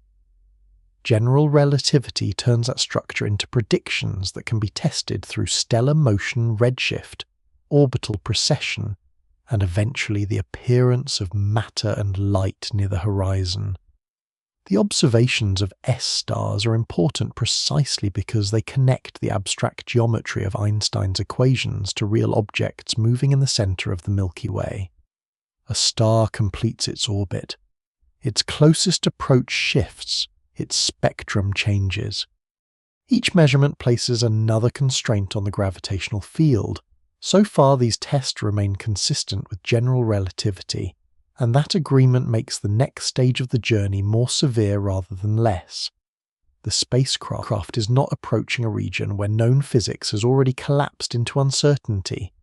It is approaching a region where one of the best tested theories in science predicts with increasing confidence that the available routes outward will steadily narrow. Before the event horizon appears, before the bright ring forms around the dark central shadow, and before escape becomes impossible, the geometry has already begun to close around the path. The next layer is material rather than purely geometric hot magnetized plasma, orbiting in the black hole's immediate environment, where matter is heated, stirred, and only inefficiently allowed to fall inward. The first matter encountered close to Sagittarius A star is not a solid surface because a black hole has no surface on which a spacecraft could land, and no atmosphere in the planetary sense. What lies outside the event horizon is a flow of gas so thin that calling it a disk can sometimes be misleading, yet so hot that individual particles move at extraordinary speeds. This is the accretion environment of Sagittarius A star, a region where matter captured from the surrounding galactic center loses energy, changes orbit, interacts with magnetic fields, and sometimes drifts farther inward. The word accretion simply means the gradual gathering of material under gravity, but around the black hole at the center of the Milky Way, the process is inefficient. Sagittarius. A star has access to gas supplied in part by winds from nearby stars, yet only a small fraction of that material appears to reach the deepest region near the horizon. Much of it remains in extended hot flows, circulates, or may be driven outward again. This is why the central black hole is so faint compared with the brilliant engines at the centers of active galaxies. A quasar can shine with the combined output of enormous numbers of stars because matter falling toward its black hole releases gravitational energy before crossing the horizon. Sagittarius. A star is not currently operating in that regime. Its surroundings still contain extreme physics, but the amount of radiation produced is modest relative to what a supermassive black hole of this mass could generate if it were supplied with matter more efficiently. For the approaching spacecraft, this quietness would offer no guarantee of safety. Temperature in the inner accretion flow can become extremely high, because particles are accelerated by gravity and repeatedly interact through turbulent plasma processes. The gas is ionized, meaning electrons have been stripped from atoms, leaving a mixture of electrically charged particles rather than neutral matter. At these temperatures, ordinary chemistry has long ceased to matter. Molecules cannot survive. Atoms themselves are broken into electrons and nuclei. The surrounding material behaves as plasma, a state strongly influenced by electromagnetic forces as well as gravity. Its density is low compared with a laboratory gas or a stellar atmosphere, but the energy carried by its particles can be severe. A spacecraft entering this environment would be exposed not to crushing atmospheric pressure, but to energetic collisions, radiation, and rapidly changing electromagnetic conditions. The distinction is important. The region near Sagittarius A star is not a blazing ocean through which a vehicle physically plows in the way an aircraft crosses dense air. It is closer to an extremely tenuous storm of high-energy particles whose destructive potential comes from temperature and velocity rather than bulk density. The flow also does not move straight inward. Matter approaching a black hole usually carries angular momentum, the rotational motion inherited from whatever path brought it into the region. Even a small amount of sideways motion prevents gas from simply dropping radially toward the center. Instead, material tends to orbit, while gradually redistributing its angular momentum through turbulence, magnetic stresses, and interactions with neighboring plasma. Some particles move inward while others carry angular momentum outward. In a bright active nucleus, this process can form a luminous accretion disk, capable of converting a significant fraction of the infalling material's gravitational energy into radiation. Around Sagittarius A star, the flow is much dimmer and less efficient.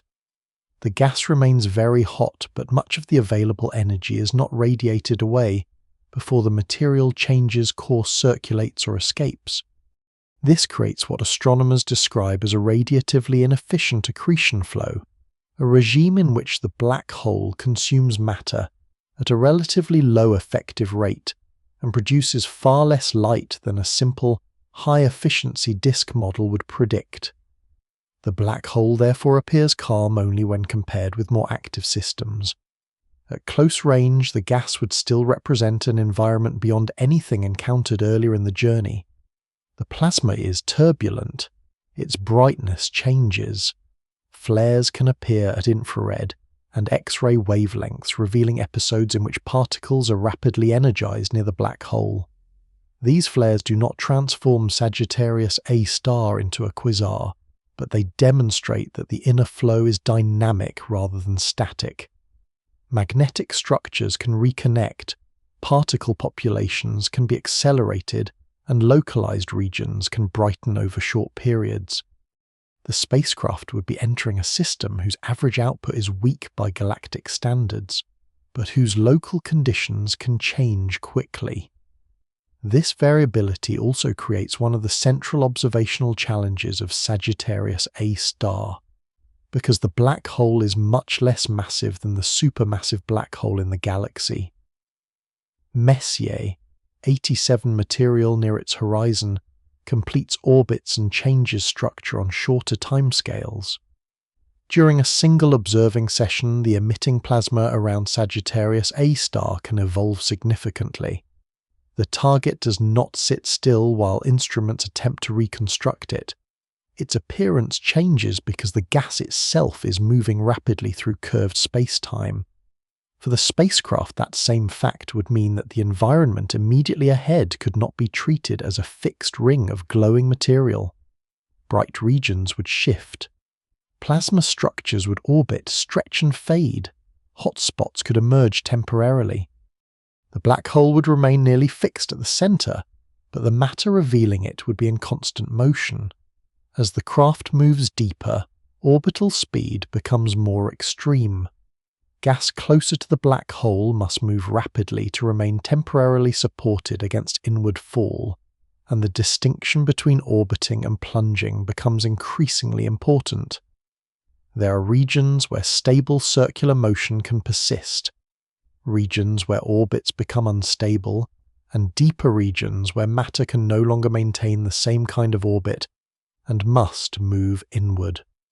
The exact boundaries depend on the black hole's rotation and on the direction of the orbit relative to that spin. Sagittarius A is therefore surrounded not by one universal edge, but by a sequence of dynamical thresholds. Material can orbit outside, it can become unstable farther in, it can plunge toward the horizon. Yet none of these thresholds is a physical surface. A spacecraft crossing them would not strike anything. The change would be expressed through the shrinking set of trajectories that remain available. Radiation from the plasma would also become increasingly distorted by gravity. Light emitted from material moving toward the spacecraft would be shifted differently from light emitted by matter moving away. Relativistic motion would alter brightness. Gravitational redshift would reduce the energy of photons climbing outward. Light bending would allow radiation from parts of the flow hidden behind the black hole in ordinary geometry to reach the observer along curved paths. What appears as a simple glowing structure from far away is therefore the combined result of plasma physics, orbital motion, magnetic activity, and the bending of light itself. Approaching physically would not simplify the picture. It would make the distortions more immediate. The spacecraft would be surrounded by radiation arriving along paths that no longer correspond neatly to straight-line intuition. The black hole would not simply grow larger ahead like a planet. Its influence would increasingly rearrange the appearance of everything around it. The low accretion rate of Sagittarius A becomes especially important here because it prevents the central region from being completely overwhelmed by a brilliant optically thick disk. If the Milky Way's black hole were actively feeding at a high rate, the imagined journey through its immediate environment could be dominated by enormous radiation output long before the event horizon became relevant. Instead, Sagittarius A offers a more transparent, though still extreme, view of the physics close to a supermassive black hole. The surrounding plasma is faint enough that astronomers can study subtle structures near the horizon, yet active enough to trace the gravity and magnetic fields shaping the flow. This relative quietness is part of the reason the Galactic Center is such an important laboratory. It allows a black hole to be studied not as a distant quasar hidden inside overwhelming brilliance, but as a compact gravitational system whose immediate environment can be resolved indirectly through high-resolution observations. For the spacecraft, however, there is no comfort in the scientific elegance of the setting. The craft is now moving through material heated to extreme temperatures inside a gravitational field strong enough to force plasma into relativistic motion, while electromagnetic processes add another layer of instability. The black hole remains dark at the center of that activity, contributing no surface glow of its own. Everything visible comes from matter that has not yet crossed the horizon. That distinction gives the region its final unease. Every photon still escaping from the accretion flow belongs to material that remains for the moment connected to the outside universe. The spacecraft is approaching the boundary where that connection will eventually end. Before reaching it, one more structure becomes impossible to ignore: powerful magnetic fields woven through the plasma twisting near the edge of Sagittarius A and helping determine which particles fall inward, which are heated and which may be thrown back out. The plasma surrounding Sagittarius A does not move through gravity alone. It is threaded by magnetic fields strong enough to influence how charged particles circulate heat and rearrange themselves near the black hole. These fields are invisible in the ordinary sense, yet their structure can be inferred, because polarized light carries information about the orientation of the magnetic environment through which it is produced and transported.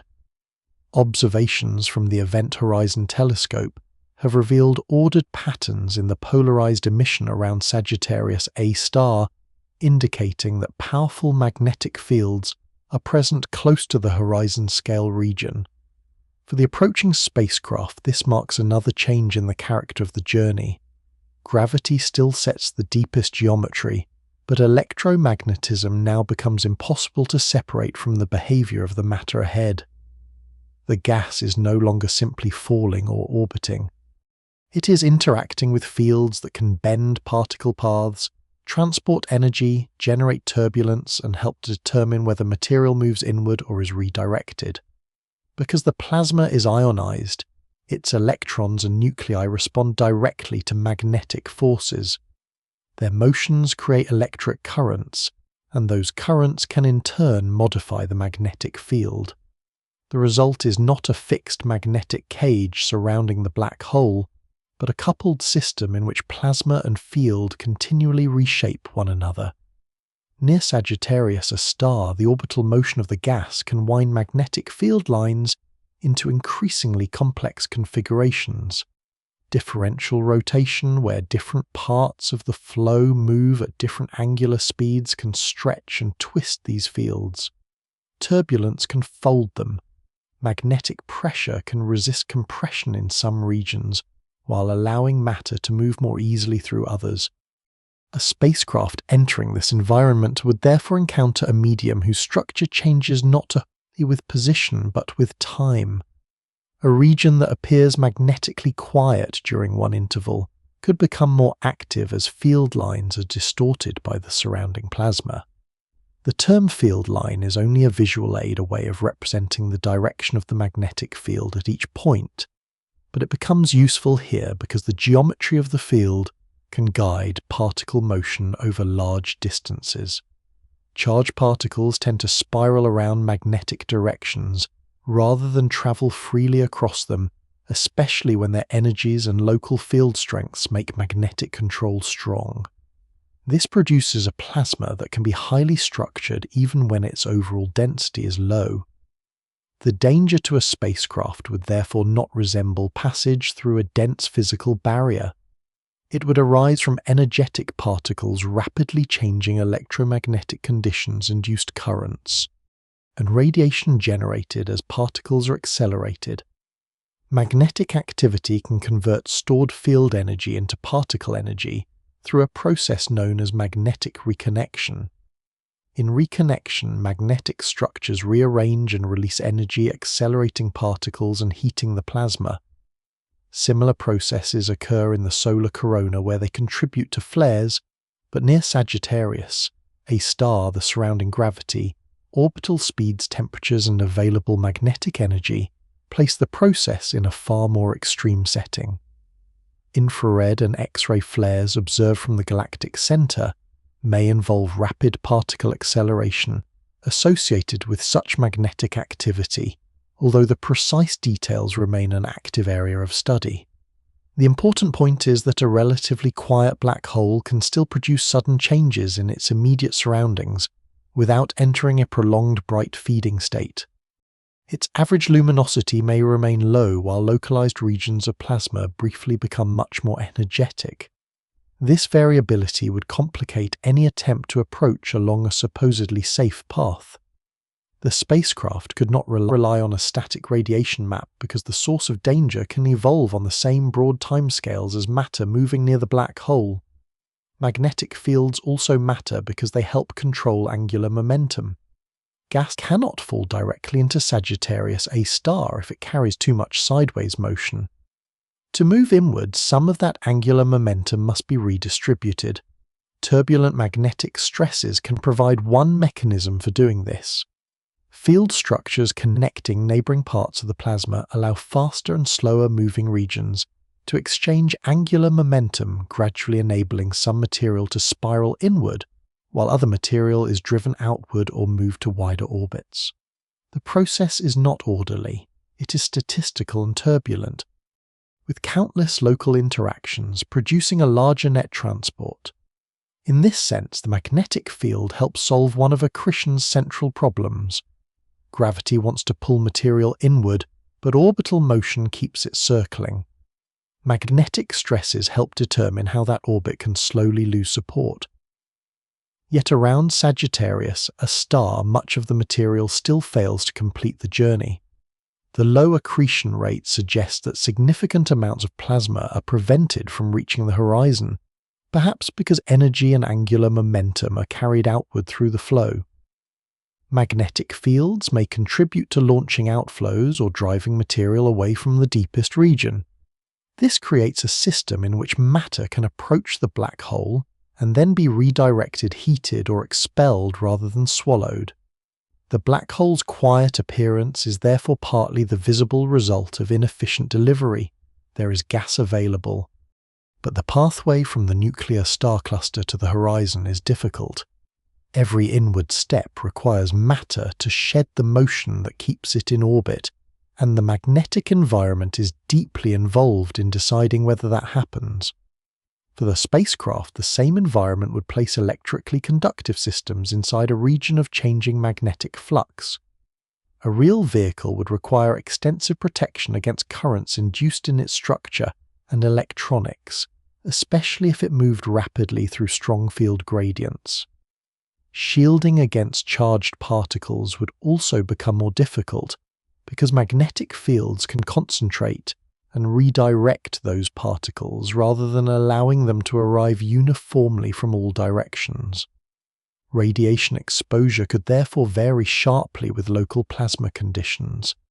A craft passing through one magnetic structure might encounter relatively low particle flux, while another region could channel high-energy particles along paths that intersect the vehicle.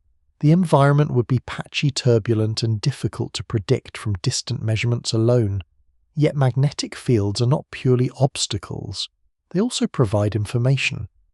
Polarization reveals their orientation, and changes in polarization can trace how the surrounding plasma evolves. The Event Horizon Telescope does not simply record brightness. By measuring polarized emission at extremely fine angular scales, it can infer the arrangement of magnetic fields close to Sagittarius A star. These observations suggest that the field near the black hole can possess a degree of order despite the turbulent flow around it. That combination is physically important. Turbulence tends to disorder structures, while rotation and large-scale magnetic organization can create coherence. The black hole environment appears to contain both. The field can therefore be chaotic in detail and still retain a larger pattern shaped by the motion of the plasma and perhaps by the spin of the black hole itself. As the spacecraft descends farther, the distinction between gravitational and magnetic effects becomes increasingly subtle in appearance.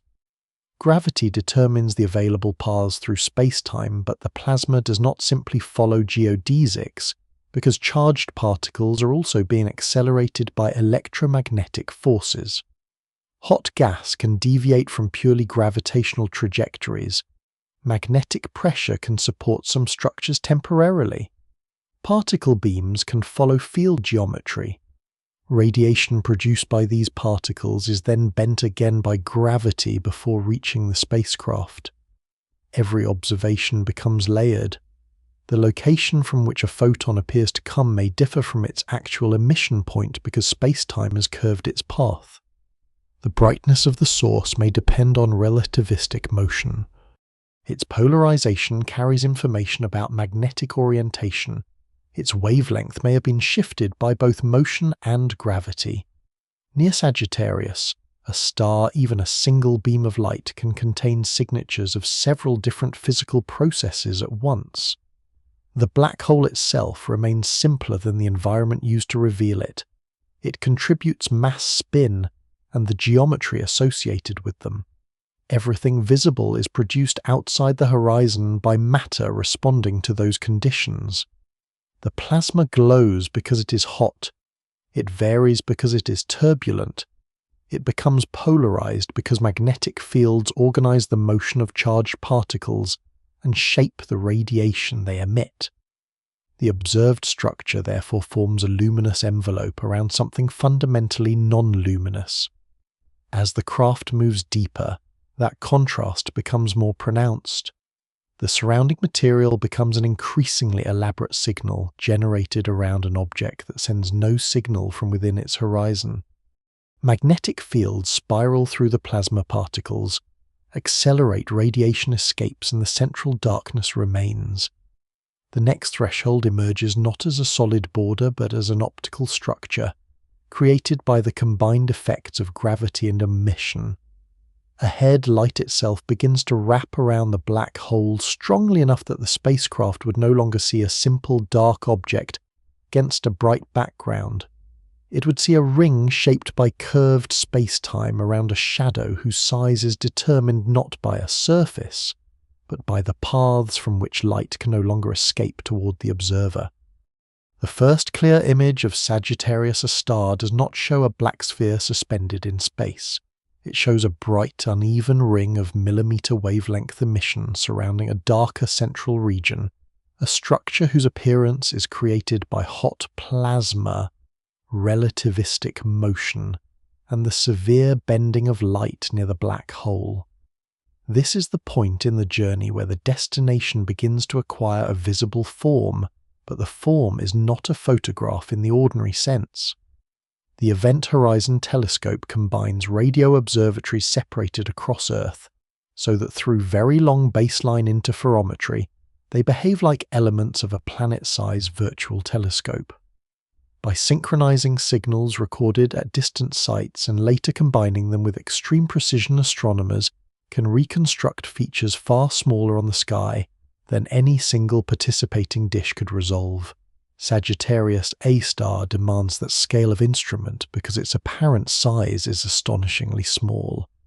Seen from roughly 26,000 light-years away, the ring surrounding the central shadow spans only about 50 microarc seconds across the sky. A microarc second is an angular measure so tiny that ordinary intuition offers little help. The black hole may possess a horizon extending across many millions of kilometers, yet distance compresses that physical scale into a point almost impossibly small from Earth.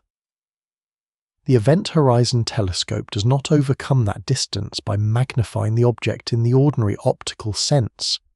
It measures the interference pattern of radio waves received at different locations around the planet, preserving information about structure at angular scales comparable to the black hole environment itself. The resulting image is therefore a reconstruction from data, but the physical structure it reveals is real. The bright ring forms because plasma outside the horizon emits radio waves while space-time close to the black hole bends the paths of those waves. Light that would travel outward along relatively straight lines in weak gravity can be deflected strongly here. Some rays pass around the black hole before escaping toward a distant observer.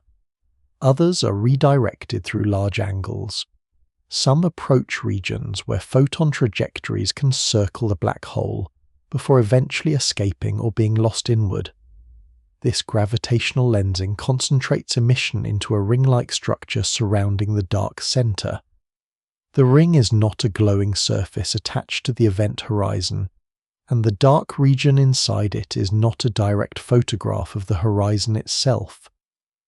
The central darkness is usually described as the black hole shadow, an apparent region produced because light rays aimed too close to the black hole are captured rather than returned to the observer. The shadow is larger in apparent size than the event horizon, because the surrounding curvature of space-time changes which photon paths can reach the telescope. That distinction is essential. The journey is approaching a boundary that cannot emit information outward, but the first visible dark structure is created by the behavior of light outside and around that boundary. The spacecraft would therefore see something stranger than a simple black disk. Background light and radiation from the accretion flow would be bent around the central mass. Features physically located behind Sagittarius A could send photons around curved paths and appear displaced toward its edges. Radiation from moving plasma could be enhanced on one side because relativistic motion changes the observed brightness, while emission from another region could appear dimmer. The exact appearance would vary with the distribution of plasma, the orientation of its motion magnetic structure, and the viewpoint of the observer. The ring seen from far away is already uneven for this reason. It is an image of matter in motion inside strongly curved space-time rather than a fixed geometric outline painted around the black hole. Sagittarius A makes this reconstruction especially difficult because its emitting material changes quickly. Matter near the black hole moves on orbital timescales short enough that the source evolves during the same hours in which telescopes are gathering data.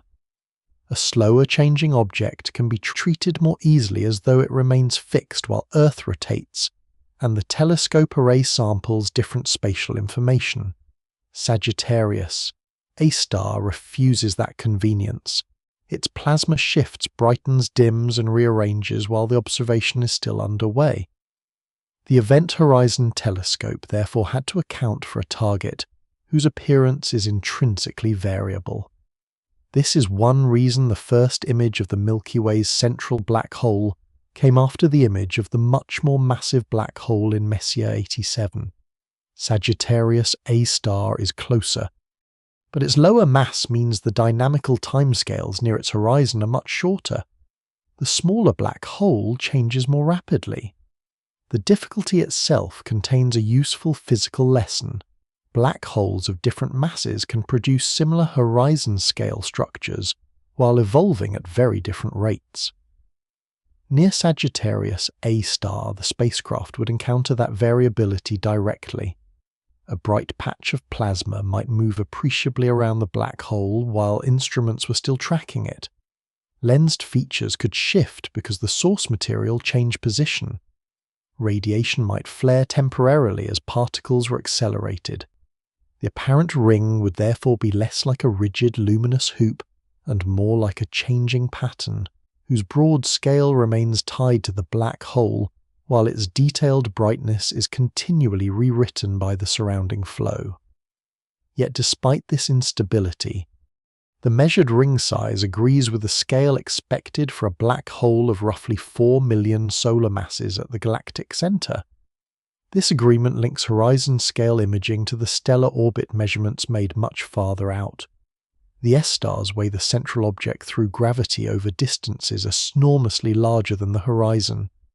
The Event Horizon Telescope then examines light at scales close to that horizon and finds a structure compatible with the same mass. Two very different regimes converge on one interpretation. The central object inferred from stellar dynamics and the shadow-scale object inferred from radio imaging fit the same black hole picture. That continuity is important because it prevents the ring from being treated as a mysterious isolated image. It is one more layer of evidence built on decades of measurements.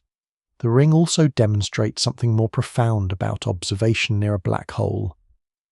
Ordinarily, seeing farther means receiving more direct information about the object itself.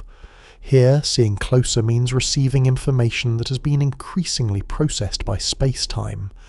Every photon near the shadow carries a history shaped by gravity.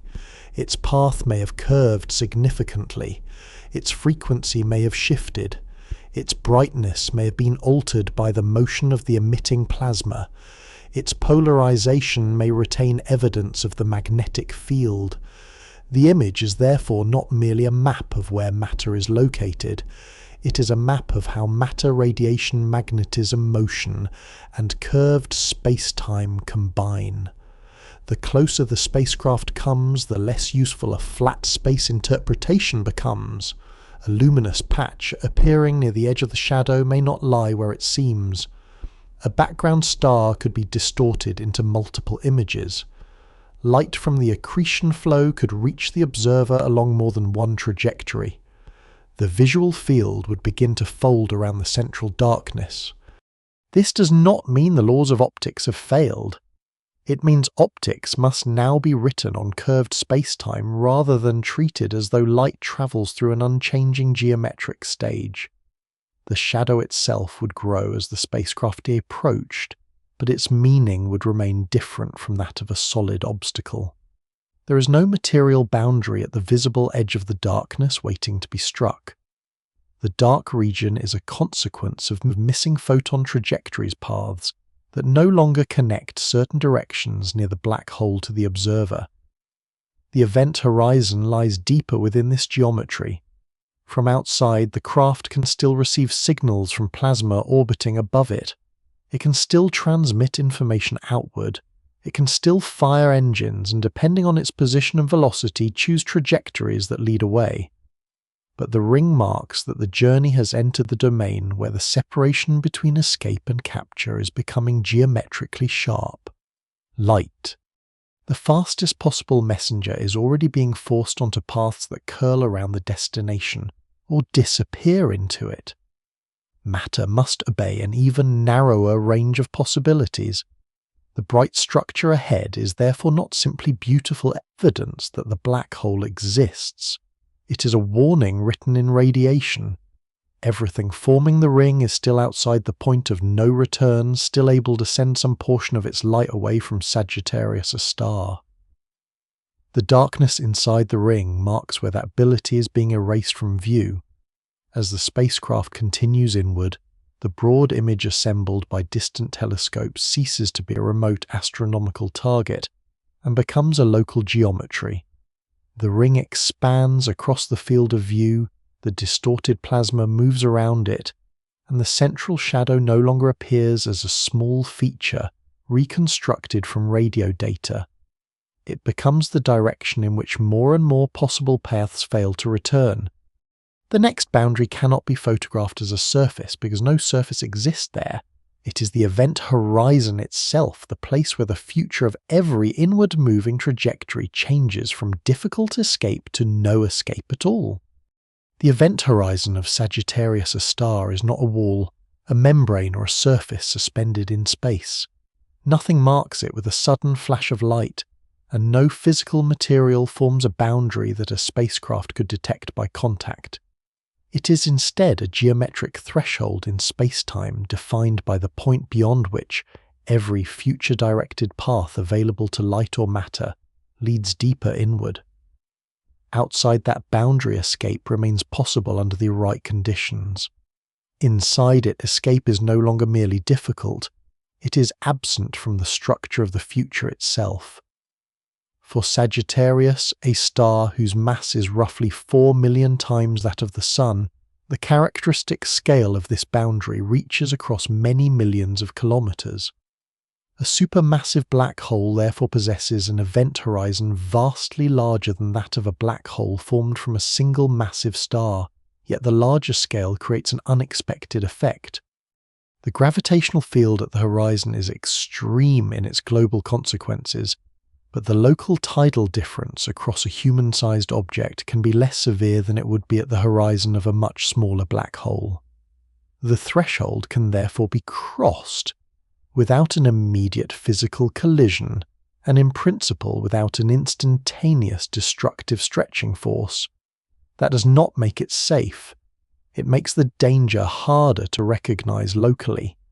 The spacecraft would approach a boundary whose most important property cannot be detected by touching it, because the decisive change concerns which future paths remain possible afterward. Long before reaching the horizon, maintaining a stationary position would already become increasingly difficult. Hovering near a black hole is not the same as free fall. A freely falling craft follows the curved space-time naturally, and feels locally weightless apart from tidal effects, while a craft attempting to remain fixed at a constant distance must continually accelerate outward against gravity. The closer it tries to hover to the horizon, the greater the required acceleration becomes. In the idealized limit at the horizon itself, remaining stationary would require an impossible amount of acceleration. A massive object cannot simply hang motionless at that boundary. It must either remain outside with sufficient support or continue along a trajectory that carries it inward. This gives the event horizon a character unlike any planetary surface. A planet allows a vehicle to stop above it, descend, land, and perhaps rise again. Near a black hole, the range of possible motions changes continuously until the option of remaining fixed disappears entirely. The spacecraft could still fire its engines while outside, but propulsion has to compete not only with a strong gravitational pull, but with a structure of space-time that is increasingly tilting possible future trajectories inward. The phrase "point of no return" is therefore accurate, but only if understood geometrically. The event horizon is not a place where the engines suddenly fail. It is where no physically allowed amount of thrust can create a future path that returns to the exterior once the boundary has been crossed. Light itself establishes the limit. Outside the horizon, an outward-directed photon may still escape if its trajectory is favorable. At the horizon, the outward direction becomes trapped along the boundary. Inside, even light aimed in what would locally seem like an outward direction proceeds towards smaller radii as its future unfolds. This does not mean light slows below its normal local speed. Locally, light still moves at the same fundamental speed. What changes is the geometry through which that light travels. The distinction is essential because the black hole does not defeat light through a stronger version of ordinary drag. It changes which destinations are connected by possible paths through space-time. From the spacecraft, the horizon itself would not necessarily appear as a clearly outlined sphere waiting ahead. The surrounding sky would already be profoundly distorted by gravitational lensing. Radiation from the hot plasma would curve around the black hole. Background stars could be displaced, stretched, or multiplied. Directions that seemed geometrically simple far away would be folded into complicated visual patterns. The dark region associated with the black hole shadow would occupy an increasingly large part of the field of view, but the shadow and the event horizon would remain different concepts. The shadow is an optical consequence of photon capture as seen by an observer. The horizon is the causal boundary determining whether signals can ever return. As the craft descends, the familiar visual relationship between distance and appearance becomes increasingly unreliable, while the physical distinction between inside and outside becomes increasingly absolute. Communication with the distant galaxy would begin to show that separation long before the crossing.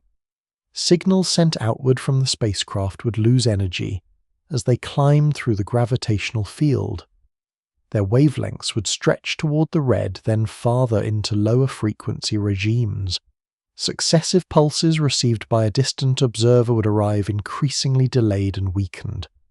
The craft would appear to evolve more slowly when described using the distant observer's time coordinate.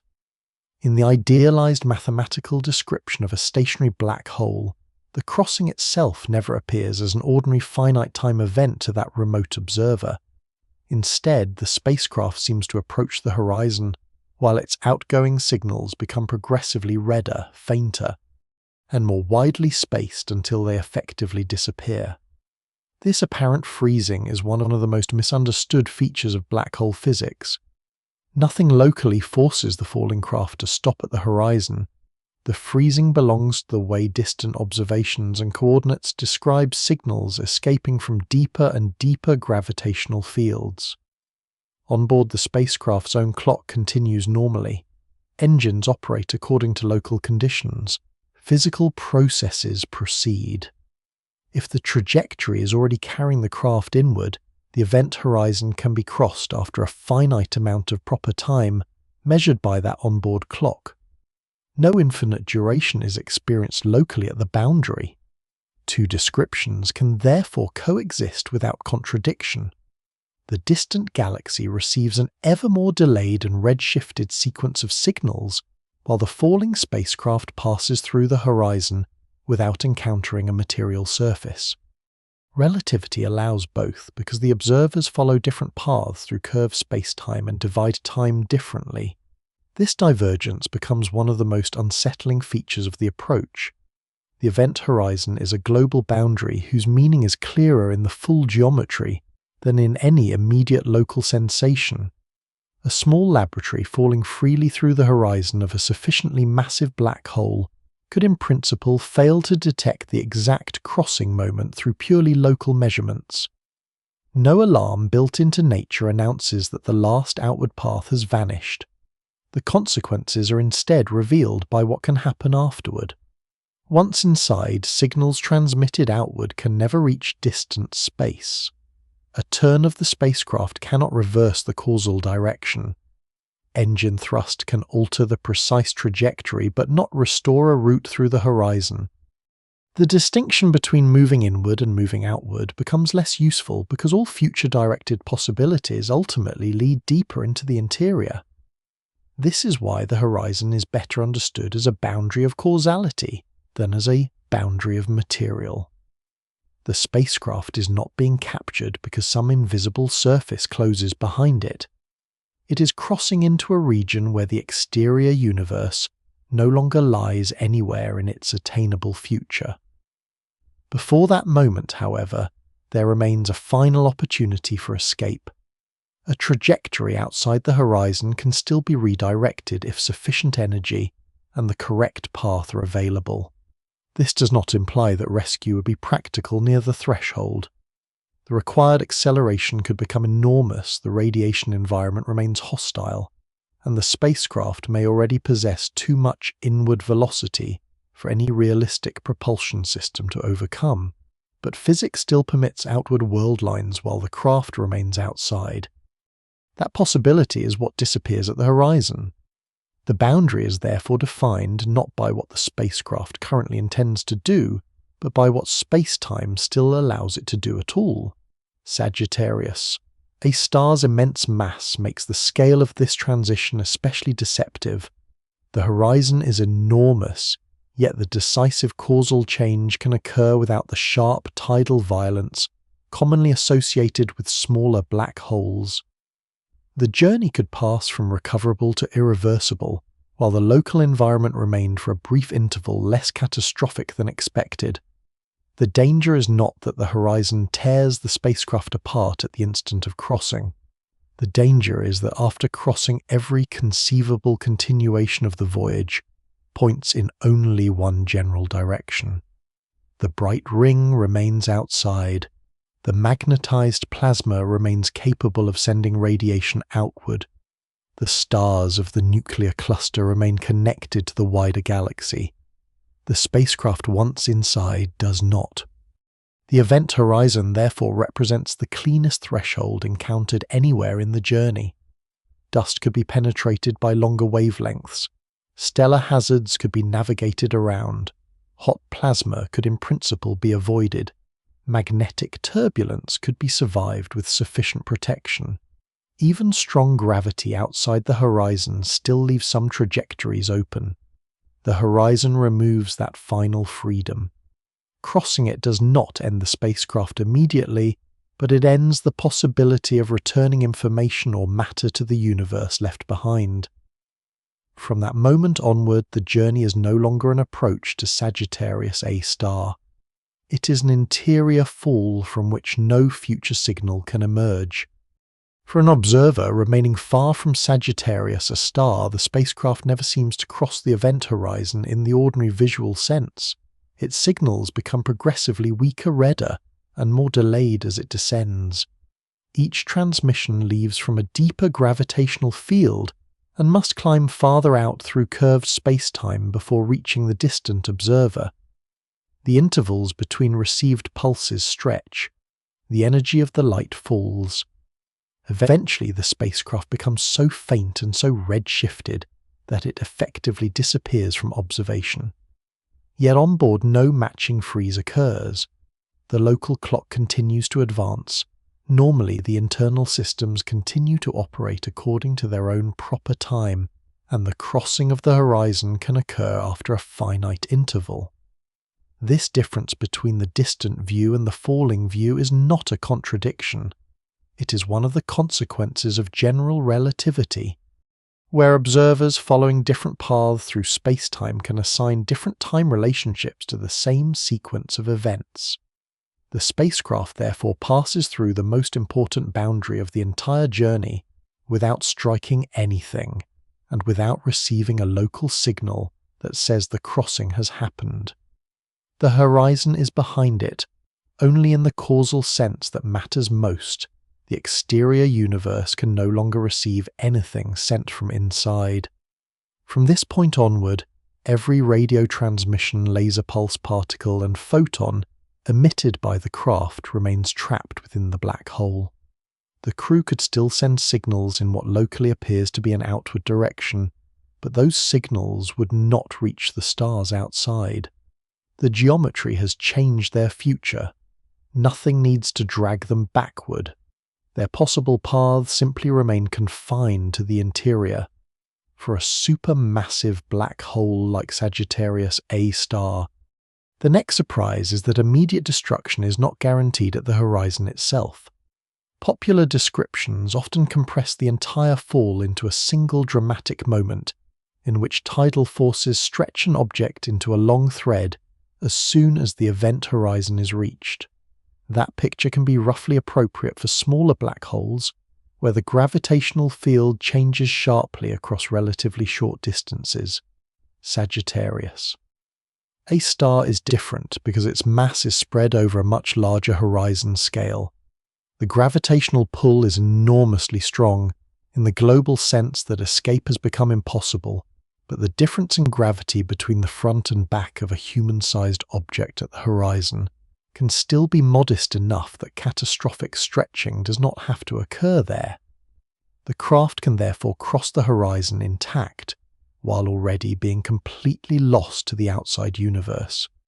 This separation between causal capture and physical destruction is one of the strangest features of falling into a supermassive black hole. The point of no return can come before the point of immediate bodily destruction. Once inside, however, the tidal environment does not remain gentle. Gravity grows more uneven as the inward fall continues. The side of the spacecraft closer to the central region is accelerated more strongly than the side farther away. Along one direction, the craft is stretched. Along directions perpendicular to that stretching, it is compressed. These tidal effects arise because different parts of the spacecraft are following slightly different freefall paths through increasingly curved space-time. At first, the differences may remain small, especially near the large horizon of Sagittarius A star, but they intensify with decreasing distance. The vehicle that survived the horizon eventually reaches a region where its structure can no longer remain rigid. Materials deform, connections fail, internal components are pulled along slightly different trajectories. The same process applies to any extended object, whether a spacecraft, a planet, a cloud of gas, or a human body. The familiar term spaghettification describes the extreme stage of this tidal stretching, but the underlying physics is simply the increasing difference in gravitational acceleration across the object. The phenomenon is not caused by crossing the horizon itself. It is caused by entering a region where space-time curvature changes too sharply across the object's finite size for the object to remain intact. That distinction matters because it changes the sequence of the fall. The spacecraft first loses the possibility of escape, and only later, deeper inside, necessarily encounters tidal forces severe enough to destroy it. There is no opportunity to exploit that delay. Crossing the horizon has already removed every path back to the exterior. The surviving interval is not a grace period for rescue. It is only the remaining proper time before the interior curvature becomes overwhelming. The exact details of that interval depend on the trajectory and on the physical properties of the black hole, including its mass and rotation, but the qualitative order remains clear for a sufficiently large black hole. The horizon can be crossed before the strongest tidal disruption arrives. From the perspective of the falling craft, the outside universe may also appear increasingly distorted. Light that still reaches the spacecraft from behind has travelled through the surrounding curved space-time, and the visible sky is compressed and warped by gravitational lensing. The black hole interior does not present itself as a dark tunnel, with an ordinary spatial direction pointing toward a central object. The intuitive distinction between space and time becomes increasingly inadequate. Inside the horizon, moving towards smaller radius is no longer merely one optional spatial direction among others in the same way it was outside. The geometry constrains every future directed trajectory toward the interior. Choosing a different heading can alter the path, but not the final direction imposed by the causal structure. An engine can still accelerate the spacecraft locally. Thrusters can still change orientation. Nothing prevents mechanical action in the ordinary sense. What has vanished is the existence of any trajectory that leads back across the horizon. This makes ordinary navigation concepts misleading.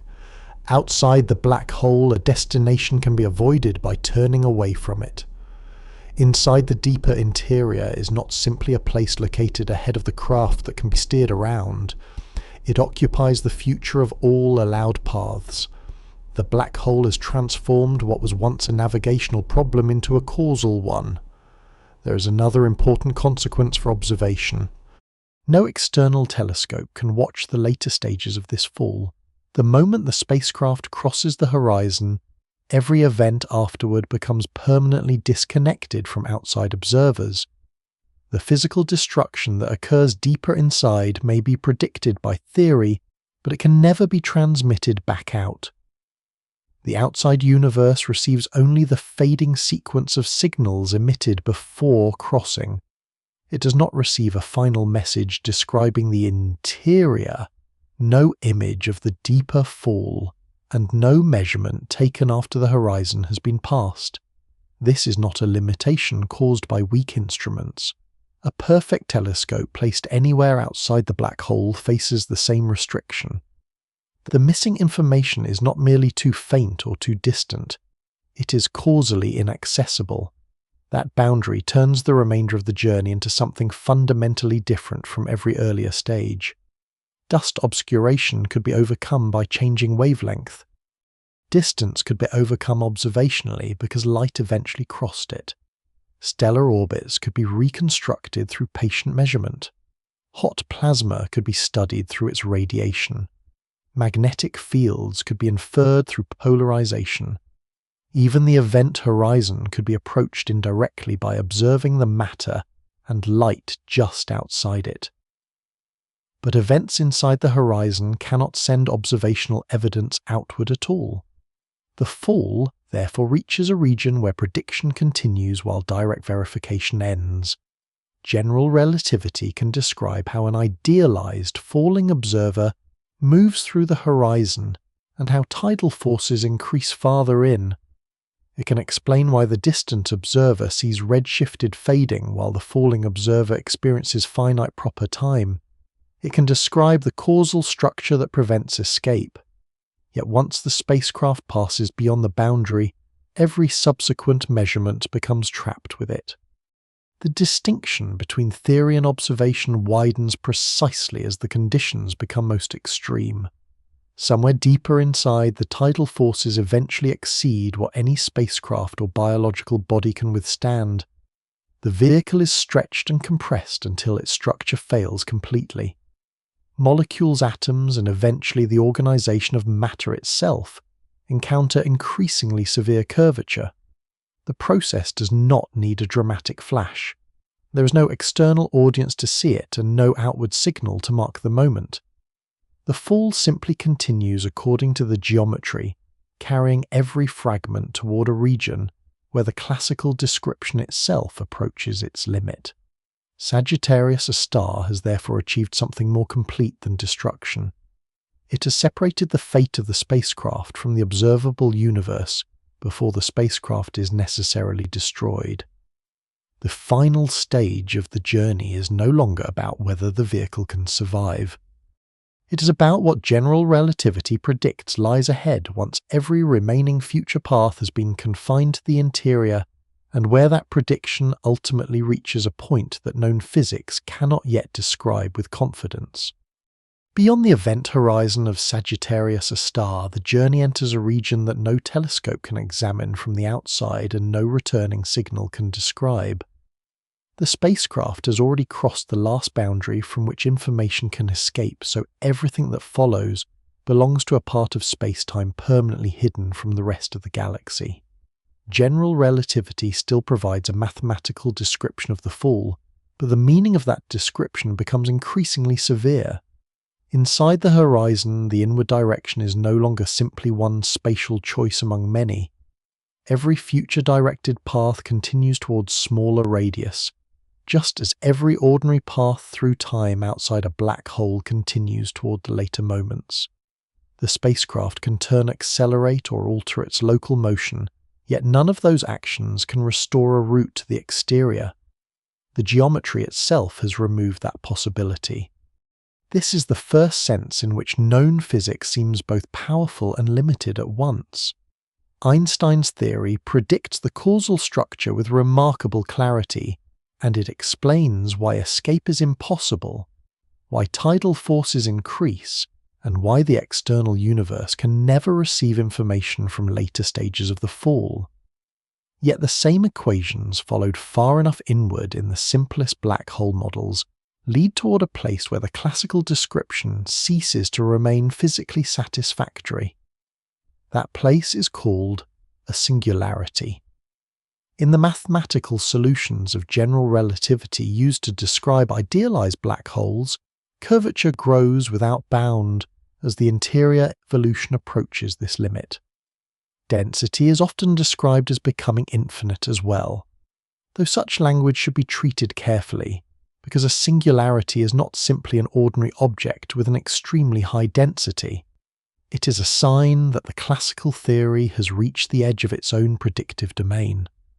The equations indicate that space-time itself can no longer be extended in the usual way.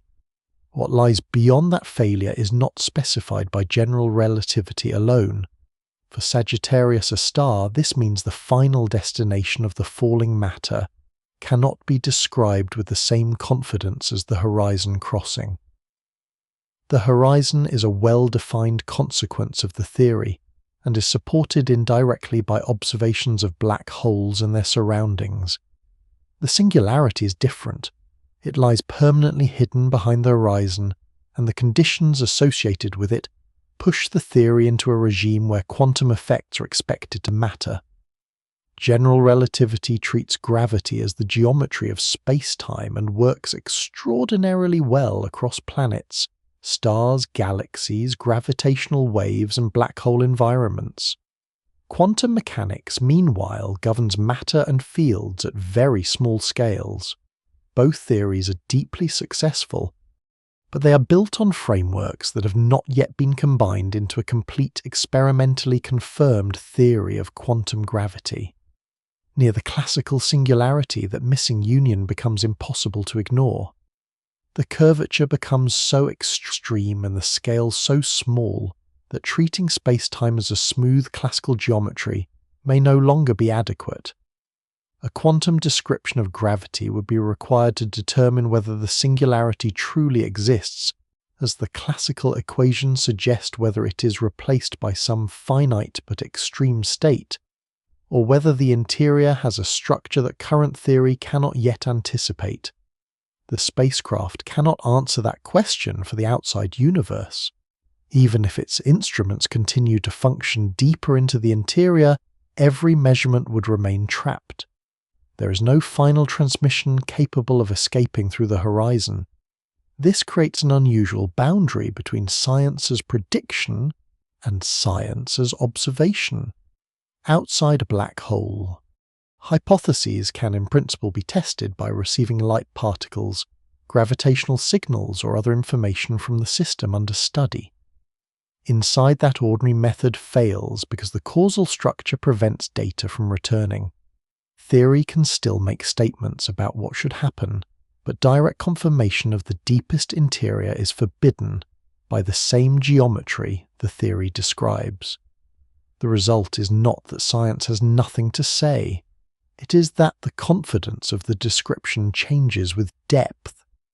The behavior outside the horizon can be compared with observations. The crossing of the horizon can be analyzed through well-tested relativity. The growth of tidal forces can be calculated. But the final state approached by the infalling matter lies in a domain where extrapolation becomes unavoidable.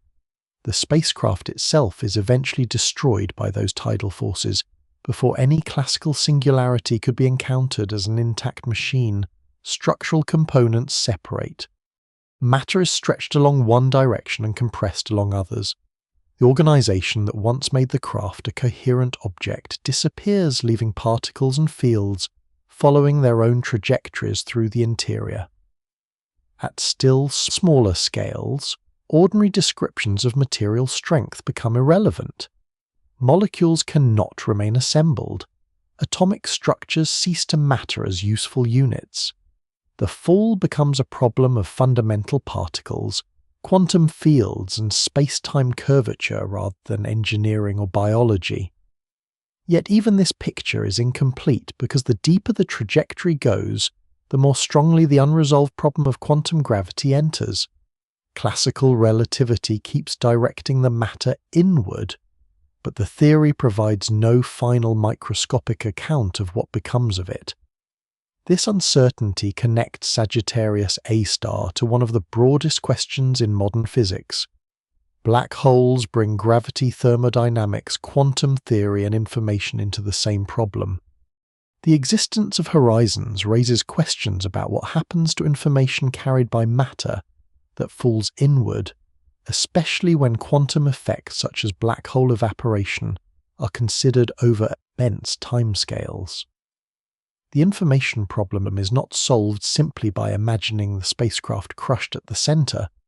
Quantum theory treats information in a way that appears difficult to reconcile with a naive picture in which it is permanently erased. Proposed resolutions involve subtle relationships between horizons, radiation quantum states, and the underlying structure of spacetime, but no single, complete, experimentally verified framework has yet settled the issue.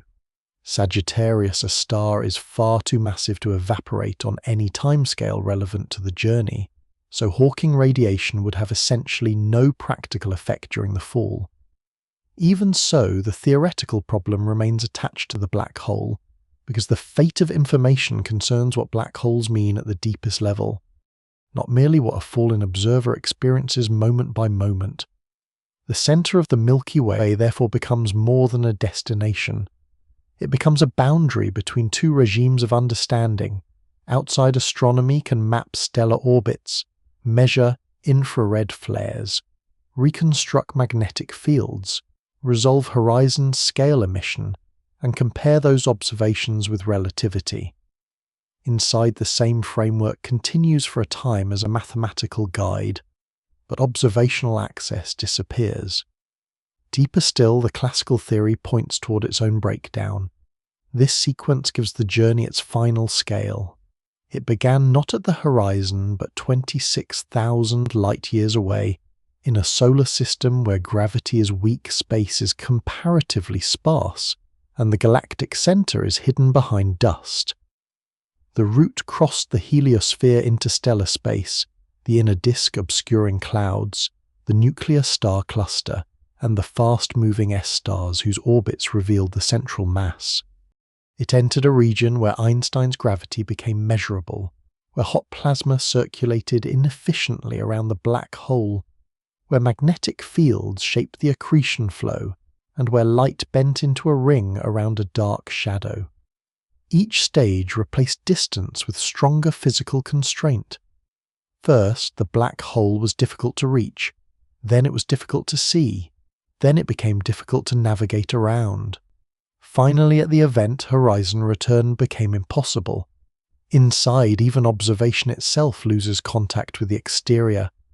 The final uncertainty is therefore not created by lack of imagination. It follows from a real limit imposed by the object being studied. No signal from the deepest interior can arrive at Earth. No probe can cross the horizon, collect data, and send the results back.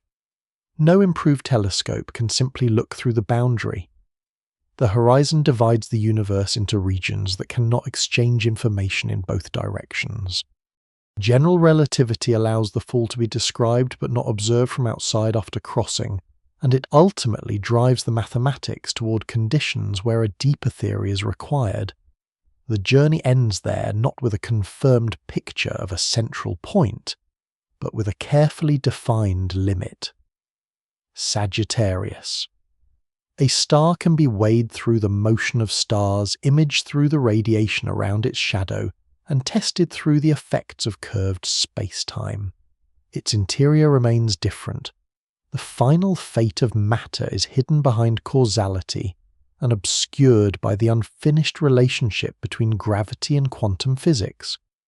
At the centre of the Milky Way, the voyage therefore arrives at a place that science can approach with equations more closely than it can approach with evidence. The galaxy has offered a path inward through every observable layer, but the last layer cannot be crossed in reverse.